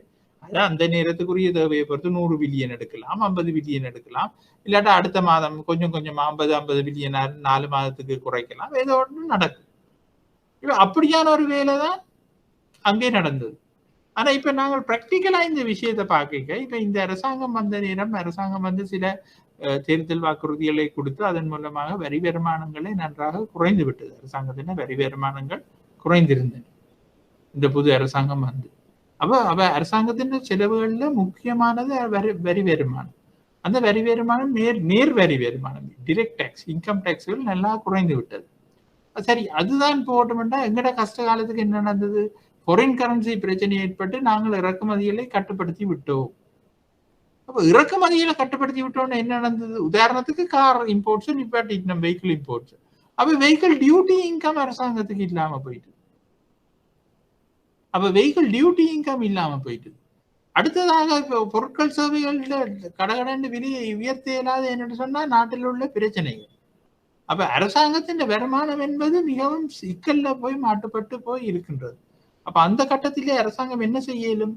அரசாங்கம் கடன் வங்கிகளுக்குள்ளால கடன் பெறுகின்றது, மத்திய வங்கிக்குள்ளால திரைசேரி உண்டியலுக்குள்ளால கடன் பெறுகின்றது. அப்ப அந்த கடன் பெறுவதில் வந்து எப்பொழுதுமே இப்படி பகிரங்க சந்தை நடவடிக்கை என்பது ஒரு நீண்ட கால தீர்வு அல்ல, தற்காலிக தீர்வு. இப்ப நீங்கள் கவனிச்சு பாருங்க, எனக்கு கடன் வேணும், நான் கடன் வேண்டும், அரசாங்கமாக தான் செய்யுது. இன்றைக்கு நேற்று இல்ல, ஆரம்பத்திலே இருக்கு கடன் வேண்டுது. கடன் வேண்டி போட்டு அந்த கடனுக்கும் வட்டிக்கும் சேர்த்து அடுத்த கிழமை புது கடன் வேண்டுது 3 மாதத்தால். அப்ப அந்த ஏற்கனவே வேண்டின கடனையும் கொடுத்து அதுக்குரிய வட்டியும் கொடுக்கறதுக்கு புது கடன். அப்ப இப்படியான சந்தர்ப்பங்கள் வந்து தொடர்ந்து கொண்டே இருக்கும். ஏதோ ஒரு வகையில ஒரு மிரக்கல் நடந்து எங்களுக்கு ஒரு எக்ஸஸா வருமானம் கிடைச்சு அப்படியான கடன்களை நாங்கள் மீட்டு கொள்ளாம விடும் பட்சத்துல இது ஒரு தொடர்ச்சியான ரிப்பீட். அப்ப நீர் சொன்ன மாதிரி கடனுக்கு வட்டியோட சேர்த்து பிறகு கடன் பட்டு அதை அடிச்சு போட்டு புறம் 3 மாதத்துல பிறகு அந்த கடனுக்குரிய வட்டியோட சேர்த்து அதான் நடக்கின்றது. நான் நினைக்கின்றேன் 94ஆம் ஆண்டு 95ஆம் ஆண்டுல சந்திரிகா பண்டாரநாயக்காவின் அரசாங்கத்தில நாங்கள் அந்த எங்களுடைய கேஸ் கம்பெனியை ஷெல் என்ற ஒரு கேஸ் கம்பெனிக்கு வித்தனாங்க. அப்ப அந்த நேரம் அந்த வெளிநாட்டு வருமானம் அந்த கேஸ் கம்பெனியை வித்ததால கிடைச்ச வெளிநாட்டு வருமானத்தை கொண்டு எனக்கு ஒரு ஞாபகம், எனக்கு தெரிஞ்ச மட்டத்துல அந்த காசை கொண்டு அரசாங்கம் தனது கடன்களை அடைச்சது. அப்ப அப்படி ஏதாவது ஒரு எக்ஸஸா ஏதாவது எங்களுக்கு ஏதாவது ஒரு காசு கிடைச்சு அந்த காசையும் நாங்கள் கடன் அடைப்பதற்கு பயன்படுத்தினால் ஒழிய இது நீங்கள் சொன்ன மாதிரி கியூமுலேட் பண்ணப்பட்டு கொண்டே போகும், கடன் பெருகி கொண்டுதான் போகின்றது. அதை எவ்வளவுதான் பெருகினாலும் அதை ஆர்டிபிஷியலா அடக்கி வச்சு கொள்ளலாம். இப்படித்தான் இந்த பயிரங்க சந்தை நடவடிக்கையின் மூலமாக. பாலகிருஷ்ணன், நீங்கள் எந்த பேங்க்ல ஒர்க் பண்றீங்க? என் பேர் Divakaran sir. Divakaran HNB head national bank. அது இங்க கொழும்புலையா? இல்ல அக்ரபத்துல இருக்கிறேன். சார் ஒரு பொதுவான கேள்வி ஒன்று கேட்கும், அது பரவாயில்ல, ஜென்ரலா ஒன்று கேட்கும். என்னடா எங்கட அந்த கிட்டடியில எக்ஸ்பிரஸ் வேர்ல்ட் எல்லாம் அது எரிஞ்சது தானே, அதுல இருந்து வந்த இன்சூரன்ஸ் கவர்னால எங்கட நாட்டின் கடன் எதுவும் அடைபடலையா? இல்ல, கடன் அடைபடவில்லை. இல்ல, இப்படி அடைபட்டிருக்கலாம். எக்ஸ்பிரஸ் வேர்ல்ட் கப்பல்ல இருந்து இன்னும் எங்களுக்கு இன்சூரன்ஸ் கிடைக்கவில்லை. அது இன்சூரன்ஸ் இன்னும் கிடைக்கவில்லை. அந்த அக்கரைப்பற்றுக்கு அங்கால ஒரு இடத்துல பொத்துவிலு கிட்ட ஒரு எண்ணெய் கப்பல் எரிஞ்ச இடத்து அதுல ஒரு $3 பில்லியன் ஏதோ கிடைச்சது. அதுகளும் சேர்த்துதான் இந்த ஃபாரின் ரிசர்வ், இப்ப இருக்கிற ஃபாரின் ரிசர்வ் அதையும் சேர்த்துதான். இப்ப இருக்கிற நிலைமையின்படி அப்படியான காசுகளை எடுத்து எங்கட பிரச்சனையை தீர்க்கிறதுக்கே வழி இல்லாம இருக்குது. அந்த இருக்கிற கடன் அடைக்கிற கூடிய நிலைமையில இல்லை. எக்ஸ்பிரஸ் வேர்ல்ட் கப்பல்ல இருந்து இன்னும் நட்டஈடு கோரவும் இல்லை, நட்டஈடு கிடைக்கவும் இல்லை. அந்த அதுக்கு முதல் நடந்த அந்த பொத்துவில் பக்கம் எரிஞ்ச ஒரு கப்பல் மூலமாகத்தான் ஏதோ $1 பில்லியனோ $2 பில்லியன் கிடைச்சதாக நான் பத்திரிகையில் பார்த்தேன். அதுகளின் மூலமாக அடைபடவில்லை. அப்படி என்று சொன்னா அந்த மத்திய வங்கியில வெளியீடுகள்ல அதை சொல்லுவினம் ஸ்பெஷலா இந்த பேங்க்ல வேலை செய்யற ஆட்களுக்கு அது அந்த மெசேஜ் வரும் உங்களுக்கு. அதாவது உங்களோட இன்டர்னல் சர்க்குலர்களாலேயோ ஏதோ ஒரு வகையிலையோ அது வரும், இப்படியான வேலைகள் நடக்கின்றது. ஆனா எனக்கு தெரியத்தக்கனே அந்த 94, 95ல அப்படி ஒரு கடன் அடைபட்டதுக்கு பிறகு இன்னும் அப்படி ஒரு கடன் அடைபடவில்லை. அதாவது உள்நாட்டு படுகடன், வெளிநாட்டு படுகடன் இல்லை. அப்படி வந்த காசை எடுத்து உள்நாட்டுல நீர் சொன்ன அந்த திரைசேரி உண்டியல் மூலம் பெற்ற அரசாங்கத்தின் கடன்கள் அடைக்கப்பட்டது அந்த 94, 95ல தான். சரி, 5 நிமிடம் நாங்கள் கூட போய்விட்டது. இடைக்கிட ஒரு இன்டரப்ஷன்ஸும் வந்தது, தவிர்க்க முடியாத விடயங்கள், மன்னித்துக் கொள்ள வேண்டும். நாங்கள் அடுத்த கிழமை நாங்கள் தொடர்ந்து இதை ஃபாலோ பண்ணுவோம். நன்றி.